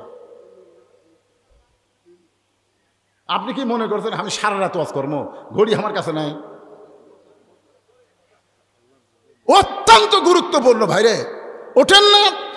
পেশাব যদিও লাগে, অনুনাজ্জিলু মিনাল কোরআনি মা হুয়া শিফাউ ওয়া রাহমাতুল লিল মুমিনিন। আল্লাহ কোরআনকে লক্ষ্য করে বলেছেন, এই কোরআনকে আমি নাজিল করেছি মুমিনদের যাবতীয় রোগের শিফা হিসাবে আর রহমত হিসাবে। জোরে কান সুবহানাল্লাহ। একটু মন তো এদিক সেদিক যাবেই, কারণ কখনোই চাবে না কোরআন, শয়তান চাবে না যে কোরআন মানুষ বুঝুক। কোরআন বুঝুক এটা শয়তান চাবে না, কোরআন শোনানোর জন্যে। কোরআনের ফার্স্ট হচ্ছে বাংলাদেশ, জানেন এবছরও 123টা দেশকে পিছনে ফেলে বাংলাদেশের কোরআনের হাফেজ গোল্ড মেডেল পাইছে। সুবহানাল্লাহ। খান না খান, সৌদি আরব পারেনি, কুয়েত, কাতার, যেগুলা দেশে আল্লাহ আরব রাজ্য, সেগুলা দেশের হাফেজেরা আমাদের দেশের হাফেজের সাথে পারেনি। চিন্তা করছেন? তার মানে কি বাংলাদেশ কোরআন তেলাওয়াতে 1 নম্বর, কিন্তু কোরআন মানার দিক দিয়ে বাংলাদেশ কয় নম্বর? এই জন্য হাদিসটা, ছোট্ট হাদিস একটু খেয়াল করেন। কেউ যদি নিয়ত করে বাংলার জমিনে কোরআনের পক্ষে, কোরআনের সৈনিক হয়ে বাতিলের বিরুদ্ধে লড়াই করার জন্য প্রয়োজন হলে শহীদ হব, মান সাআলাল্লাহু তাআলা আশ-শাহাদাতা বিসিদকিন, এটা যদি সত্যি অন্তর থেকে চাওয়া হয়, বাল্লাগাহুল্লাহু মানাজিলাশ শুহাদা ওয়া মাতা আলা ফিরাশি। এইরকম নিয়ত যারা করেছে তারা যদি নিজের বিছানায় মৃত্যুবরণ করে, হাসরের ময়দানে আল্লাহ তাকে শহীদদের কাতারে দাঁড় করাইয়া দিবে। আপনারা বলেন তো, শহীদদের কাতারে যারা দাঁড়াবে তাদের কোনো হিসাব আছে? কোনো হিসাব নেই। তাহলে আপনার কি নিয়ত করতে পারেন যে আল্লাহ খালি কোরআনের ওয়াজ শুনবো না, আগামীতে বাংলাদেশে কোরআন বিজয়ের জন্য যা করা দরকার আমরা তাই করব। কারা কারা কোরআন বিজয়ের আন্দোলনে শরীক হতে রাজি? 2 হাত তুলে আমার আল্লাহকে দেখাতে হবে। লিল্লাহে তাকবীর। মাশাআল্লাহ, কলজা ভরে গেল রে। এখন আমার সঙ্গে একটা স্লোগান দেবেন, আল কোরআনের আলো। কোনটা করলেন না? সংসদে শোনেন, এটি যদি অন্য দলের লোক থাকে তারা সংসদে চাবি না, কিন্তু শোনেন একটু অ্যাঙ্গেলে মারেন, অ্যাঙ্গেল বোঝেন না? যেই বলবো আল কোরআনের আলো, আপনার বলবেন সব জায়গায় যা আলো। সব জায়গায় যদি বলেন তার মধ্যে সংসদ আছে না নাই? এজন্য অ্যাঙ্গেলে মার হবে। আল কোরআনের আলো, কোরআন হাদিস যেখানে, দুনিয়ার মুসলমান লিল্লাহে তাকবীর। এখন বড় হাদিসের দিকে খেয়াল করেন। মা আহাদান ইয়াদখুলুল জান্নাতা ইউহিব্বু আন ইয়ারজি ইলা দুনিয়া। বেহেশত পাওয়ার পরও একদল লোক দুনিয়াতে আসার জন্য ছটফট করবে, এই দুনিয়াতে আসতে চাবে। আপনারা বলেন তো ওর মাথা ঠিক আছে? মাথা ঠিক আছে? বুখারী শরীফের হাদিস দেখছেন, মা আহাদান ইয়াদখুলুল জান্নাতা ইউহিব্বু আন ইয়ারজি ইলা দুনিয়া।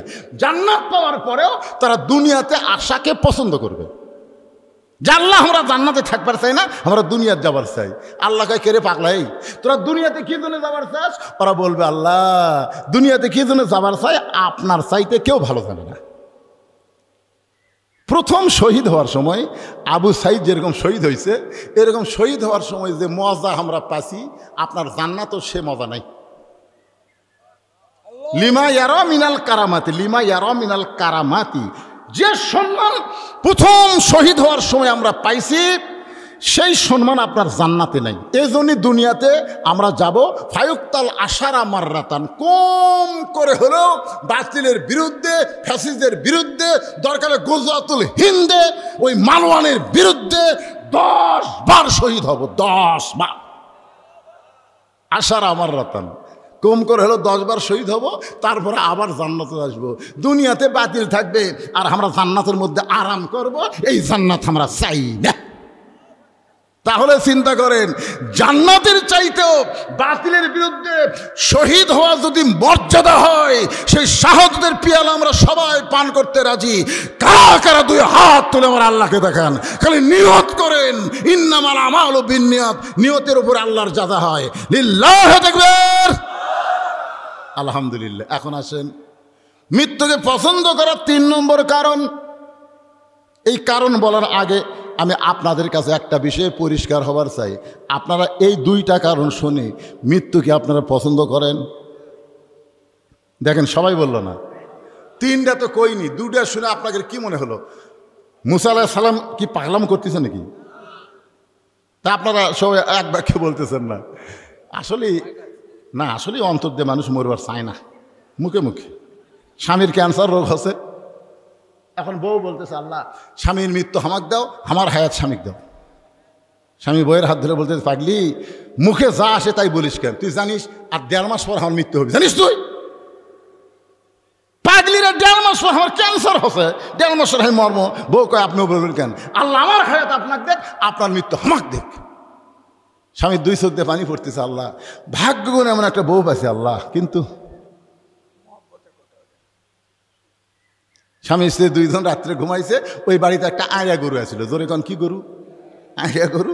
রাত্রের বেলা দড়ি ছিঁড়েছে, দড়ি ছিঁড়া থেকে দরজাটা সব বন্ধ, ওই খাওয়ার জন্য গোটা বাড়ি খুঁজতেছে। হঠাৎ থেকে বারান্দার সিলভারের পাতিলের তলাত আছে চিটে লালি, ওই মুখ দিয়া জিভে বার করে, কিন্তু লালি হাতত পায় না। ওই চিন্তা করতেছে, ওই লালি আমার খাওয়াই লাগবে। জোর করে যখন মাথা ঢুকেছে, কোনো মতে কান্দা একটু লম্বা হয়ে শিং শুদ্ধা ঢুকে গেছে। চিটা লালি চাটা খায় শেষ, কিন্তু পাল্লা মাথা ছাড়ে না। মানে 2 শিং যে কান্দার মধ্যে আটকে গেছে, ওই সাড়ে খালি করে, পাল্লা মাথা ছাড়ে না। এখন বলেন তো, গোটা মাথা যদি পাল্লা হয়ে যায়, ওর চোখ আছে? এই গোয়াল বাদ দিয়ে স্বামী স্ত্রী যে ঘরে ঘুমায় আছে, ওই ঘরের মধ্যে হো হো হো হো করে ঢুকছে। যেই ঢুকছে, বউ চিল্লায় বলে, বাবা আজরাইল ঢুকছে যখন, স্বামীর কাছে যাও। এই ক্যান্সার ঢুকি বাবা, খবরদার আমার কাছে আসো না, আমার স্বামীর কাছে দাও। স্বামী চেতন পায়, বলে কি হয়েছে রে? আজরাইল ঢুকছে তো আপনাকে দিকে দিলাম। তুই দিনের বেলা কইনি আমার হায়াত আল্লাহ আপনাকে দেখ আর আপনার মৃত্যু আমাকে দেখ। বউ বলতেছে, এটা মুখে বলা যায় গো, কিন্তু অন্তর থেকে কেউ মরবার চায় না। দেখছেন?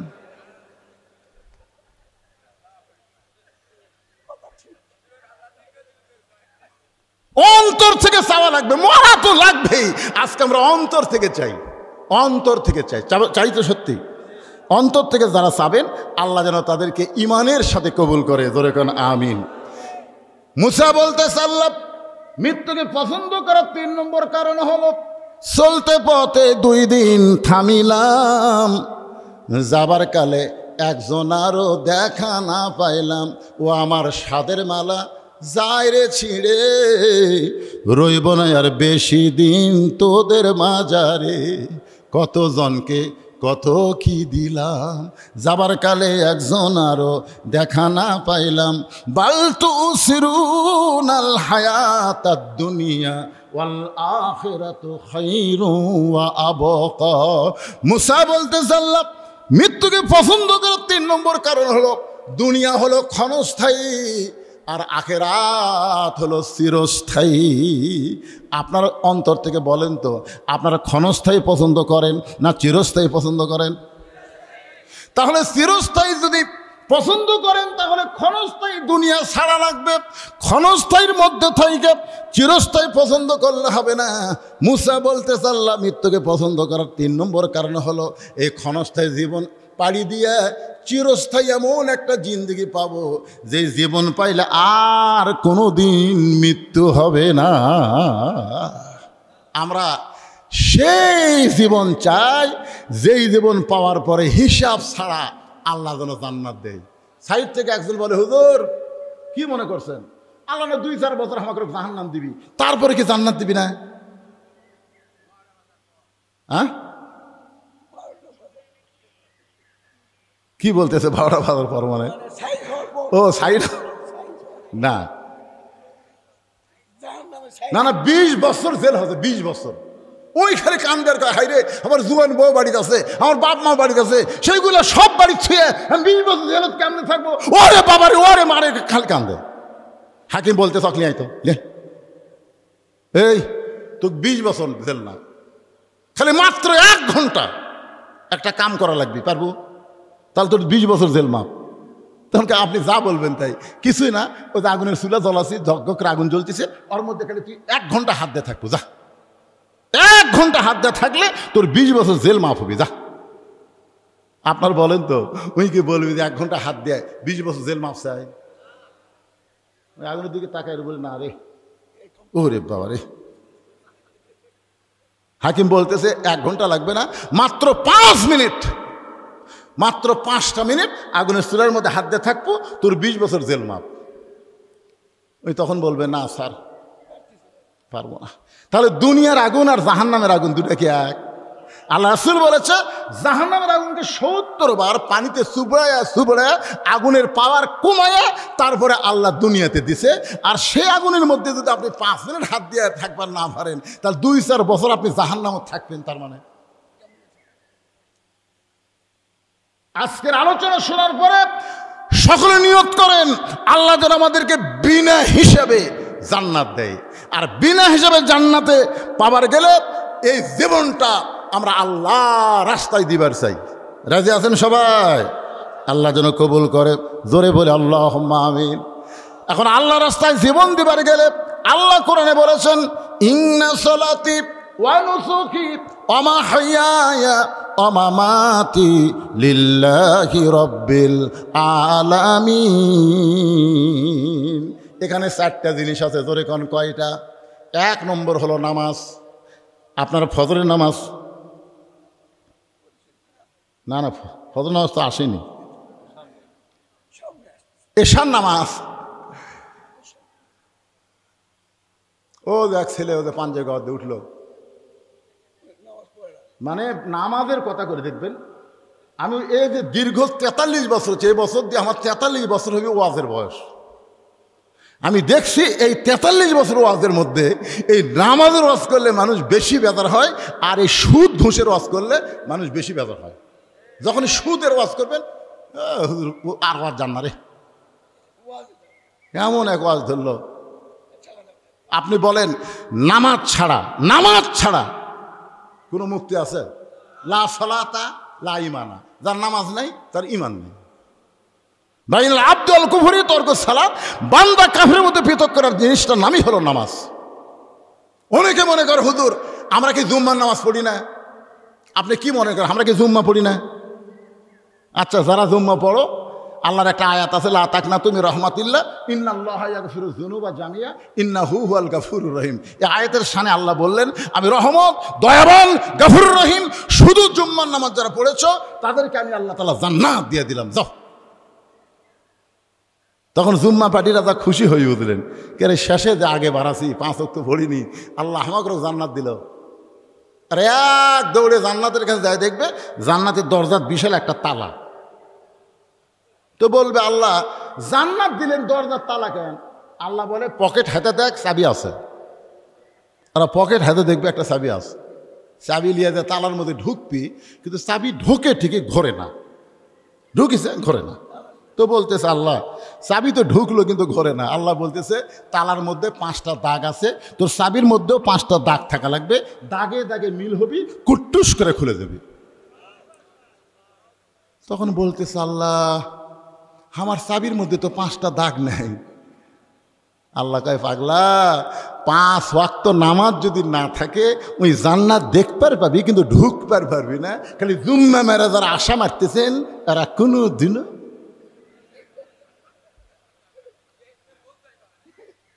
জান্নাত দেখবার পারবেন নামাজের কারণে, কিন্তু ঢোকার কোনো উপায় থাকবে না। এই জন্যে ভাইজান 5 ওয়াক্ত নামাজ, ইন্নাস সালাতি, নামাজ কার জন্যে? ওয়া নুসুখি, এখানে বলা হয়েছে কুরবানি। এই কুরবানি মানে গরু খাসি কুরবানি না। এই কুরবানি নিয়ে আমি একটা গান গাবো ছোট্ট করে আপনাদের বোঝানোর জন্যে, যদি বোঝেন ভালো, তারপরে ব্যাখ্যা করা লাগবে না। গানটাকে শুরু করব। ইমানের দাবি যদি কুরবানি হয়, সেই দাবি ঘরে বসে থাকা নয়। ইমানের দাবি যদি কুরবানি হয়, সেই দাবি ঘরে বসে থাকা নয়। ইমানের দাবি হলো কিছু বিনিময়, ইমানের দাবি হলো কিছু বিনিময়।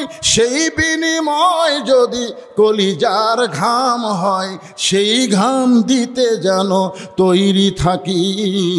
ওগো দয়াময় আমার আল্লাহ দয়াময়, ইমানের দাবি হলো অগ্নিশিখা, বাতিলের বিরুদ্ধে জ্বলতে শিখা। সে আগুনে জ্বলে জ্বলে, সে আগুনে জ্বলে জ্বলে দিব ইমানের পরিচয়। ইমানের দাবি ঘরে বসে থাকুন না কেন? ইমানের দাবি ঘরে বসে থাকা নয়। ঘরত বসে ইমান রক্ষা করবেন। মা ভয় দেখাছে, বাবা ঘর থেকে বাড়াস না, বাহিরে জঙ্গল আছে, বাবা বাহিরে জঙ্গল আছে, জঙ্গলে বাঘ আছে, বাড়াস না। এমন বাঘের ভয় দেখাছে, ছেলের বাড়ির থেকে বাড়ায় না, আর বাড়ায় না। জঙ্গল বাড়তে বাড়তে বাড়তে এখানে ঘরের জানলা পর্যন্ত যাচ্ছে। এখন জানলাতে আছে বাঘ ওয়াও করতেছে, ওই ঘরের মধ্যে দৌড়ে যায়, মা সাবে ধরে বলতেছে, মা তুমি বাইর হবার নিষেধ করলে, এখন বাঘে যে আমার জানলার দরজার কাছে আসলো, এখন কি করবো? তখন মা বলতেছে, আমি ভুল ওয়াজ করছি বাবা, আমার ওয়াজ করা লাগতো, বার হরে খালি হাতে বাড়াস না, দাও কুড়াল না বার হ। জোরে কোন কথা ঠিক কিনা? বার হ, খালি হাতে বাড়াস না, দাও কুড়াল লাঠি না বার হ। তাহলে কিন্তু আজকে বাঘ তোমার জানলা পর্যন্ত আসতে পারত না। 15.5 বছর আমরা ভয়ে ঘরের মধ্যে ছিলাম, অন্যায় বাড়তে বাড়তে আমাদের জানলা দরজা পর্যন্ত এসে গেছিল। কিন্তু আমাদের বাংলাদেশের তৌহিদি ছাত্র জনতা জীবন দিল, আহত হলো, যার কারণে জঙ্গল সাফ হলো। এখন নেকড়ে বাঘ ভারতে পালায় গেল। আল্লাহর ওলি বলেছিলেন এমন একটা সময় আসবে পালানার গর্ত ইন্দুর পাবে না। জোরে কোন কথা ঠিক কিনা? গাছের গোড়া নানা দিবে, দিল্লি দাদা বাবু নানা বাড়ি গিয়ে পড়বা। আজকে সেইটা আমরা দেখতেছি। শুধুমাত্র আমাদের ছেলেরা ঘরে বসেছিল না, ইমানের দাবিতে তারা ঘর ছেড়ে রাস্তায় ছিল। বাবা ফোন করেছে, মা ফোন করেছে, ভাই ফোন করেছে, একটা কথাই বলেছে, অন্যায়ের কাছে আর মাথা নত করবো না। বিএমপি এত বড় দল হয়ে ঘরের মধ্যে ঢুকে গেছে, জামাত ইসলাম অনলাইনে মিটিং করতেছে, সমস্ত অফিস আদালতে চাবি মাইরা দিছে। এভাবে আর চলতে দেওয়া যায় না। রক্ত দিব, জীবন দিব, বাংলাদেশের ফ্যাসিজ মুক্ত করবো। জোরে কোন কথা ঠিক কিনা? এই জন্যে আমাদের ইমানের দাবি বসে থাকা নয়। খালি বসে আছিল 500 টাকার গোস্ত 550, পরের হাটে গেছে 600, পরের হাটে গেছে 650। কে রে, এই হারে তো গরুর দাম বাড়তেছে না, কিন্তু পরের হাটে জামাই যাচ্ছে, এখন বলতেছে জামাই যাচ্ছে আজ কিন্তু 1 কেজি হবে না, 2 কেজি লাগবে। তো 650, 1300 টাকা মনে করে 1500 টাকায় গোস্ত নেওয়ার পরে দিছে যে আমাকে 200 টাকা ফেরত দিবি। এখন গোস্তওয়ালা 100 টাকা দিচ্ছে। তো বলতেছে ভাই কে? 700। তখন দেখতেছে 700। দেখে তাকে দেখে যে যে গোস্ত বেচতেছে ওটা একটা বড় খাটিয়া আর একটা দাও, গোস্ত টোপলারে থুয়া খফ করে দাও নিছে, খফ করে এমনভাবে নিছে, খফ করে জিঙ্গা বিড়া ইন্দুর ধরে খফ করে দাও নিয়ে ওই লাঠি খাটিয়ার ওপর মারছে, লাত্তি মারে বলতেছে গাড়ির ওপর দাও ধরে, এখন বল কত করে কেজি? এতদিন মুখ খুলিনি, তুই ইচ্ছা মতো দাম বাড়াছো, এখন বল কত করে কেজি? কসাই বলতেছে আপনি যা দিবেন তাই, আপনি যা দিবেন তাই, আপনার কাছে কোনো দরদাম নাই ভাই, দরকারে ফিরে নিয়ে যান ভাই, এটা কেন ভাই? কে কি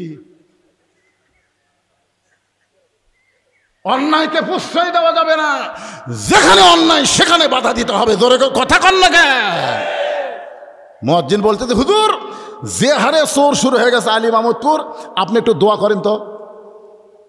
এশার নামাজের পরে ইমাম বলতেছে মুসল্লি ভাইরা জরুরি এলাম, যে হারে আলী মাহমুদপুর চুরি শুরু হয়ে গেছে, এই চোরের হাত থেকে বাঁচতে গেলে 3 বার সূরা ফাতিহা, 7 বার আস্তাগফিরুল্লাহ, 11 বার দরুদ শরীফ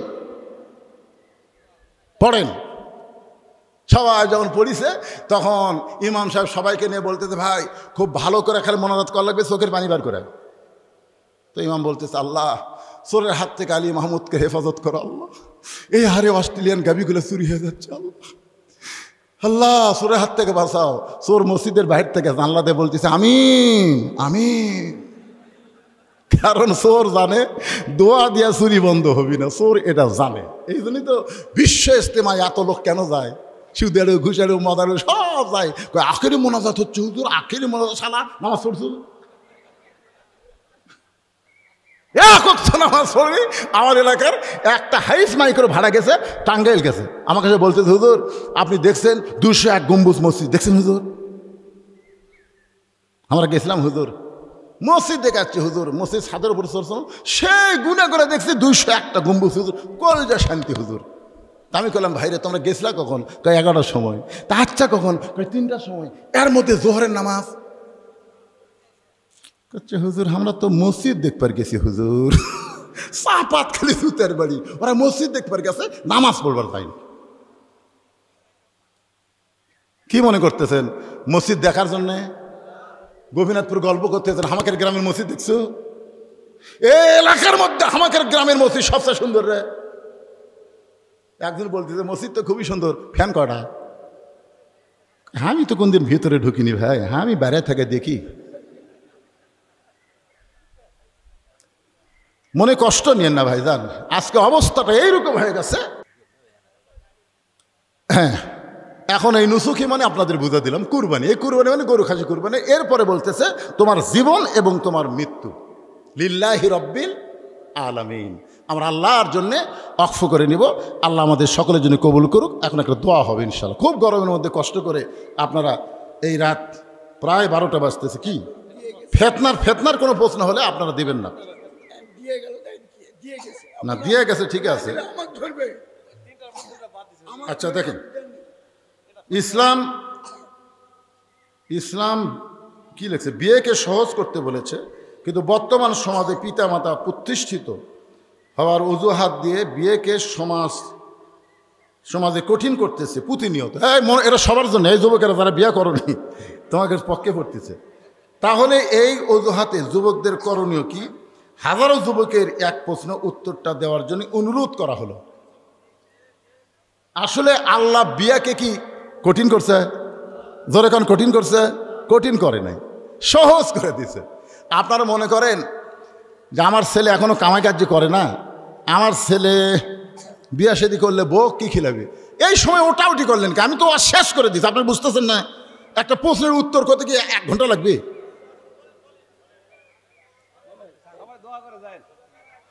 না না না, ওটাউটি করলে দেখতে আমরা তো সবাই এক মুসলমান, এক জায়গায় থাকবো, একানুষ্ঠ হবো। ওয়াতাসিমু বিহাবলিল্লাহি জামিআ ওয়ালা তাফাররাকু, আল্লাহ বলেছেন তোমরা একত্র হও। এটা মাঝখান থেকে লাভ ওঠেন কেন? আপনারা কি মনে করতেছেন এখানে কোনো আদায় আছে? কোনো আদায় আছে? স্পেশাল ওয়াজ, স্পেশাল মাহফিল, কোনো ঝামেলা নাই। শোনেন, রেজেকের মালিককে। আপনি যে বলতেছেন কামাই কাজি করিস না, বিয়ে করে বউ কি খিলাবো? যতদিন পর্যন্ত ছেলেকে বিয়ে দিবেন না, আপনার ছেলে খালি ঘুরবে, অন্যায় করার চেষ্টা করবে। বাংলাদেশ সরকার নিয়ম করেছে মেয়েদের 18 আর ছেলেদের 22, এটা হলো সরকারি। আপনারা বলেন তো দরকারি কখন? না না, আপনারা বলেন সরকারি আর দরকারি দুটা কি এক? যে মেয়েটা দেখবেন বিয়ে দেওয়া লাগবে, অন্যা ঠিক মতো বুকত রাখে না, ফেলে দেয় আবার দেয়, ফেলে দেয় আবার দেয়, বুঝবেন ওই মেয়ের বিয়ের বয়স হয়ে গেছে।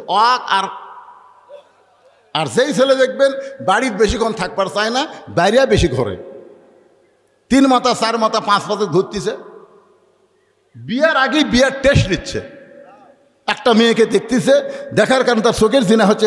এই জন্য আপনাদের বলবো যারা বাবা আছেন বিয়েকে সহজ করেন। সম্পূর্ণ ডিমান্ড, যেটা ডিমান্ড আছে সম্পূর্ণ হারাম। জোরে কোন কথা ঠিক কিনা? সম্পূর্ণ হারাম, ডিমান্ড হারাম। আর মহারণা হলো ফরজ। আপনারা মহারণা অল্প বাঁধবেন, বেশি বাঁধার দরকার নাই। বিয়েকে সহজ করেন। আর মেয়ের বাড়িতে ঘুষি সুতে যায় খাওয়া যাবে না, বরং মেয়ে পক্ষকে আপনারা খাওয়াতে পারবেন, কিন্তু ছেলে পক্ষ মেয়ের বাড়িতে যাওয়া এটা রাসূলের সুন্নাহ বিরোধী। আপনার বিয়েকে সহজ করবেন। ছেলের যখন বয়স হয়েছে আপনি বিয়ে দিয়ে দেখেন, ওই ছেলের ধান্দায় কামাই করার চেষ্টা করবে। জোরে কোন কথা ঠিক কি?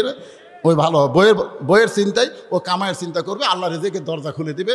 আপনার ছেলেদের বিয়ের বয়স হলে বিয়ে দিবেন, বয়সে বিয়ে না দিলে বিয়ের বয়স যখন চলে যাবে, নানা অন্যায় করার, বহু অন্যায় এখন করা যায়, অন্যায় করার কারণে তাদের পুরুষত্ব দুর্বল হয়ে যাবে।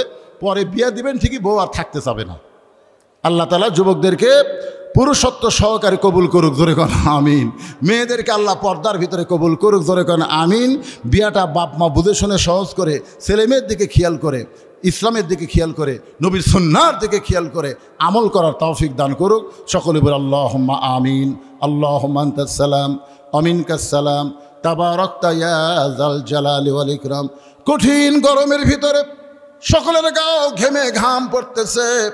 আল্লাহ, এত গরমের মধ্যে তোমার বান্দারা আরামের বাড়ি ফ্যানগুলোকে বাদ দিয়া তোমার কোরআনের মহব্বত, নবীর সুন্নাহকে মহব্বত করে ঘন্টার পর ঘন্টা জান্নাতের বাগানে বসে কোরআন হাদিস আলোক আলোচনা শোনার শেষে আমি গুনাহগারের সঙ্গে রহমতের দরজায় ফকির হয়ে দোকানে হাত তুলেছি। আল্লাহ, মেহেরবানি করে আজকের মাহফিল আমাদের সকলের হেদায়েতের জন্যে, নাজাতের জন্যে, জান্নাতের জন্যে কবুল করে নাও। এই মাহফিলের শুরু থেকে শেষ পর্যন্ত যে আলোচনা হইল, ইন্না লিল্লাহি ওয়া ইন্না ইলাইহি রাজিউন, সবচেয়ে বড় বিপদ হলো বেঈমান হয়ে মরে যাওয়া। আমরা মনে করি মানুষ মরা বিপদ, মানুষ মরা বিপদ না। আল্লাহ যেই 3টা কারণ আজকে উল্লেখ করলাম, 1 নম্বর হলো না মরলে জান্নাতে যাওয়া যাবে না, 2 নম্বর হলো আমরা মরবো কেবলমাত্র আল্লাহর জন্যে, 3 নম্বর হলো দুনিয়া ক্ষণস্থায়ী, আখিরাত চিরস্থায়ী, চিরস্থায়ীকে পছন্দ করে দুনিয়া থেকে যাইতে আমরা সবাই ইমানের সঙ্গে মুসলমান হিসেবে আল্লাহ কবুল করে নাও। বড় কষ্ট করেছে আজকের মাহফিলের সম্মানিত সভাপতি, অনেক কষ্ট করে আজকের এই জান্নাতের বাগান লাগাইছে। আল্লাহ, যে সমস্ত ছেলেরা কষ্ট করে যুবক মুরব্বীর সঙ্গে এই জান্নাতের বাগান লাগানোর জন্যে সহযোগিতা করেছে, আল্লাহ সকলকে আজকের মাহফিল ওসিলাই তুমি জান্নাতি কবুল করে নাও। আলী মাহমুদপুরের উপরে আল্লাহ রহমত বরকতের দরজা খোলো। মুরব্বী বলতেছে যারা প্রবাসে আছে তারা অনেক অনুদান দিয়েছে। আল্লাহ, একটা মানুষ সহজে বিদেশে যাইতে চায় না, আল্লাহ বড় কষ্টে যায়। আল্লাহ, যেখানেই থাক তাকে ভালো রেখো, তার শরীরটা ভালো রেখো, কামায় বেশি বরকত দিও, আরও বেশি বেশি কোরআনের মাহফিলের জন্য যেন দান করতে পারে আল্লাহ তৌফিক দিও। আরে আল্লাহ, পর্দার অন্তরালে আমার মা বোনেরা আবিদা সালিহা পর্দা নিজে কবুল করে মা ফাতেমার চরিত্র দান করো। আমি অসুস্থ, আমার মতো যারা অসুস্থ অবস্থায় হাত তুলেছে, আল্লাহ সবাইকে সুস্থতার নিয়ামত দান করে দাও। আয় আল্লাহ তাআলা, কত মানুষের জানাজার নামাজ আমরা পড়েছি, এই 2 হাত দিয়ে কত কবরে আমরা মাটি দিয়েছি। একদিন আমরা সবাই মরে যাব। যেদিন আমাদের মৃত্যু হবে, দিনটা যেন জুমার দিন হয়, মাসটা যেন রমজান মাস হয়, ইমানের সাথে ইজ্জতের সাথে মুসলমান হয়ে দুনিয়া থেকে যেন বিদায় নিতে পারে। আল্লাহ কবুল করো। যে কোরআন শুনলাম সারা জীবন শুধু শুনে যাব তা হবে না। আমরা সব দেখলাম 54 বছরে, আগামীতে আমরা দেখতে চাই কোরআনের বাংলাদেশ। আল্লাহ আমাদের সবাইকে দেখার তৌফিক দিয়া দিও। আল্লাহ আমাদের সবাইকে মাফ করো। প্রতিবেশী ভারত কিন্তু প্রতিবেশী যে এত বড় শত্রু হয় আমরা কখনো চিন্তা করি নাই। 400 বছরের পুরাতন বাবরি মসজিদ ভাঙ্গা তারা রাম মন্দির তৈরি করলো। মনে করেছিলাম একটা মসজিদ ভাঙ্গা হয়তো তারা শান্ত হবে, কিন্তু এবার শত শত মসজিদ তারা গুড়িয়ে দিচ্ছে। নবীর মাদ্রাসা তারা ধ্বংস করতেছে। আল্লাহ গো, তোমার বাইতুল্লাহ ধ্বংস করতেছে, আব্রাহাকে তুমি ধ্বংস করে দিলা। আজকে পৃথিবীতে যারা মসজিদ মাদ্রাসার শত্রু হয়ে মসজিদ মাদ্রাসাকে ধ্বংস করতে চায় তাদেরকে পৃথিবী থেকে চিরতরে ধ্বংস করে দাও আল্লাহ। আল্লাহ তাদের ধ্বংস করে দাও। তোমার কি রাগ হয় না? তোমার কি রাগ হয় না? তোমার ঘর তারা ভাঙতেছে, তোমার দোস্তের ঘর তারা ভাঙতেছে। পৃথিবী থেকে মসজিদ মাদ্রাসা উচ্ছেদ করতে চায়, ভারতকে মুসলমান মুক্ত করতে চায়। আল্লাহ, ফিলিস্তিন মুসলমান আজকে বড় বিপদে আছে। আল্লাহ, ফিলিস্তিনকে তুমি বিজয় করে দাও। আল্লাহ, তুমি সবই পারো, সব ক্ষমতা তোমার হাতে।